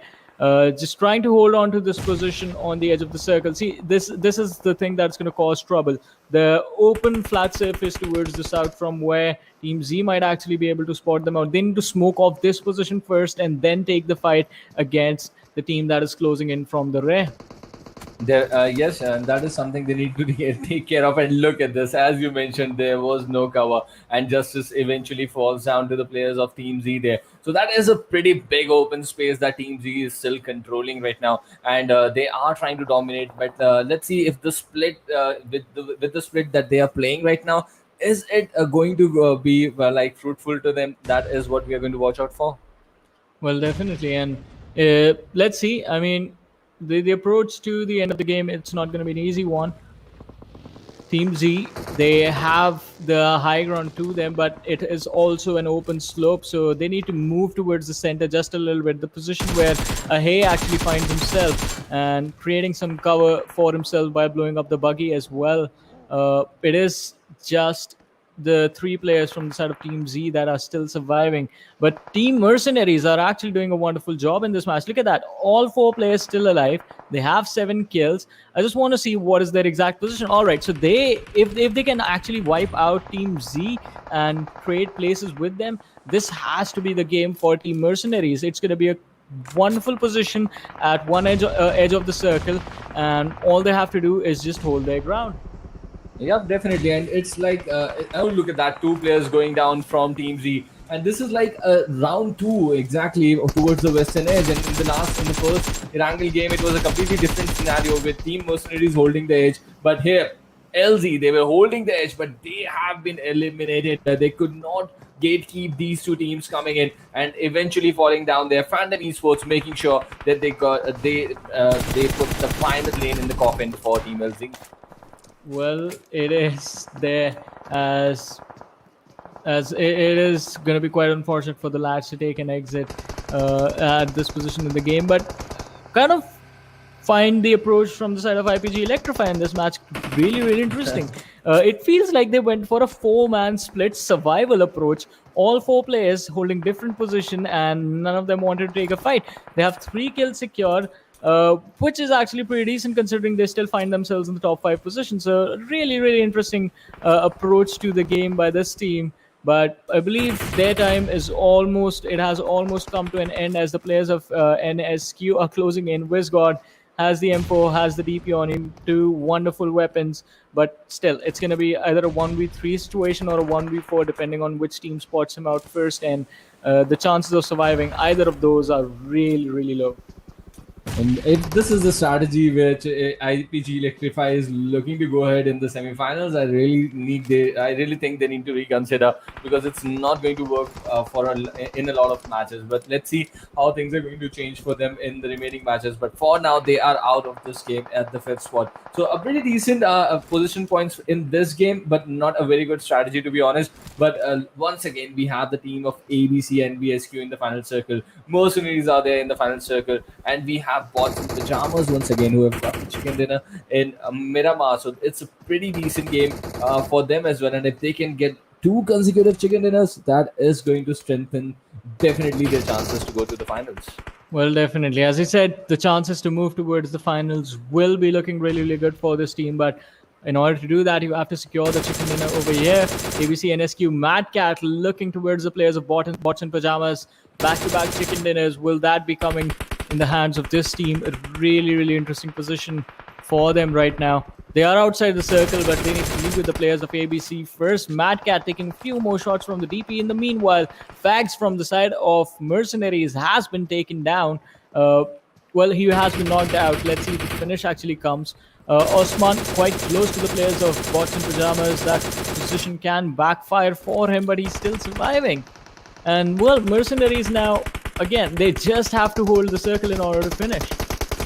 Definitely, and Mercenaries, they were trying to dominate, but now the players have gone down for Mercenaries. So this has got an opening for the players of ABC. Mad Cat pounding those shots of 7.62 with that AKM in those clusters there, but still no big damage there. But this is not looking good for the players of Team Mercenaries. They are trying to survive in that ditch with that little bit of cover behind that tree right now. But ABC and BSQ, they also have bagged the chicken dinner today. Can this be their second chicken dinner? Let's see. We're going to find out that pretty soon.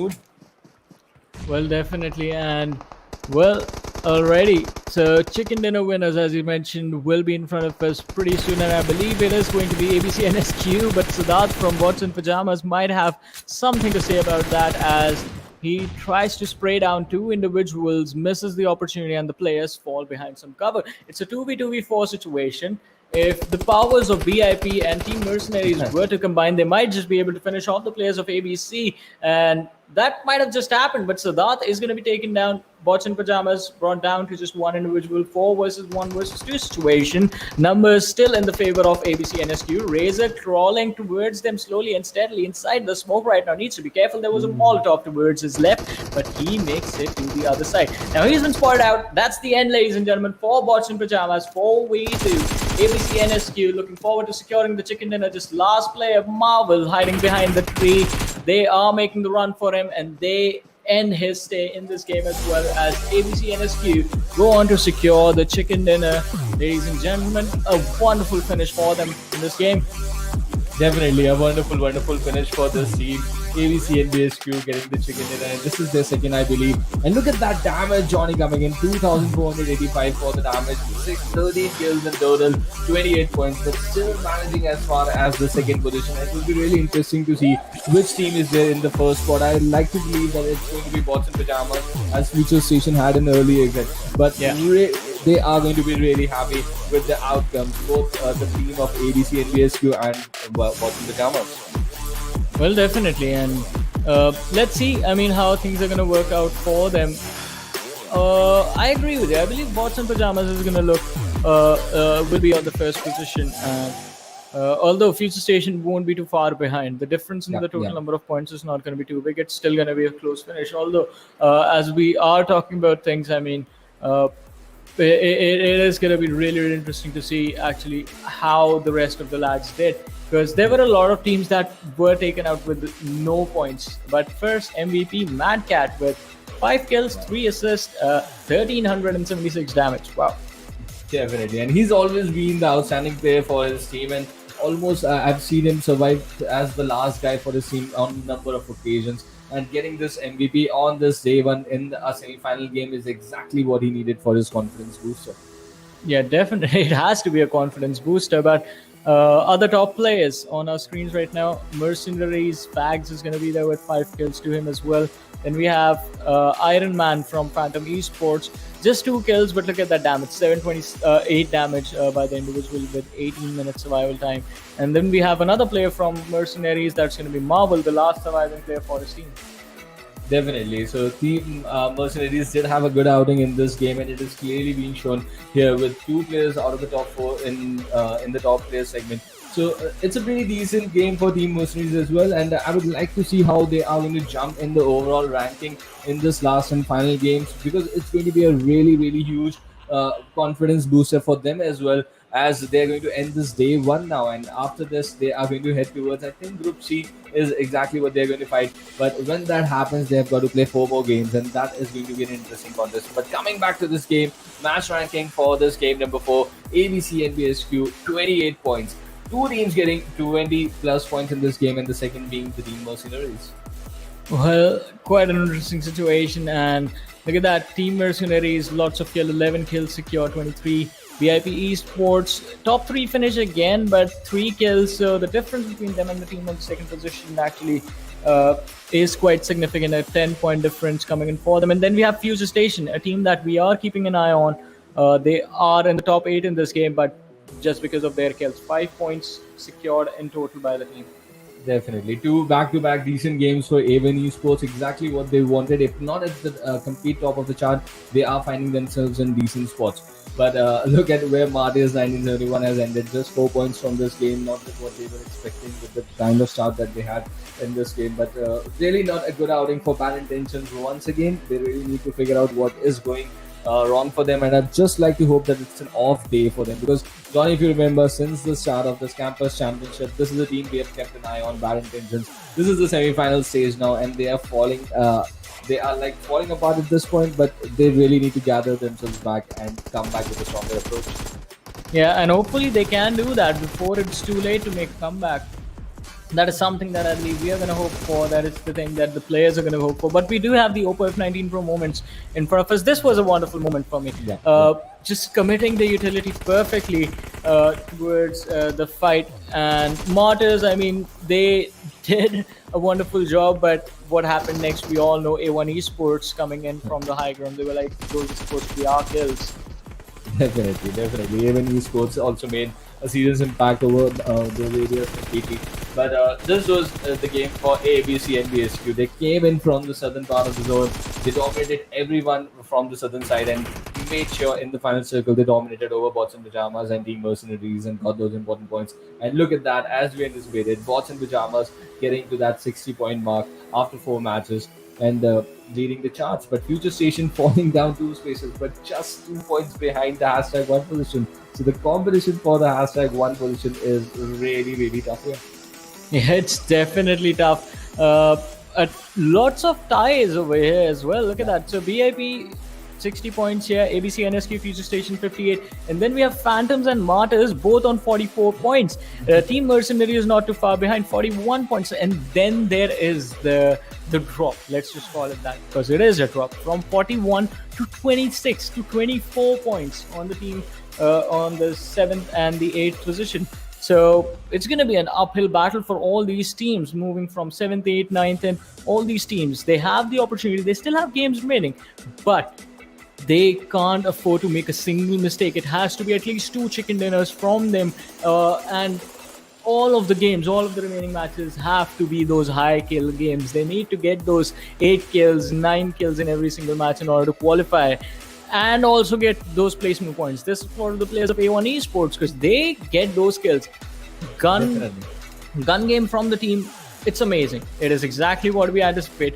But they sometimes, I mean, it doesn't happen quite often, but sometimes they just overcommit into situations. Because I know, I mean, it is A1 Esports, the lads are confident, but you have to respect the other teams. You have to respect the players, guys.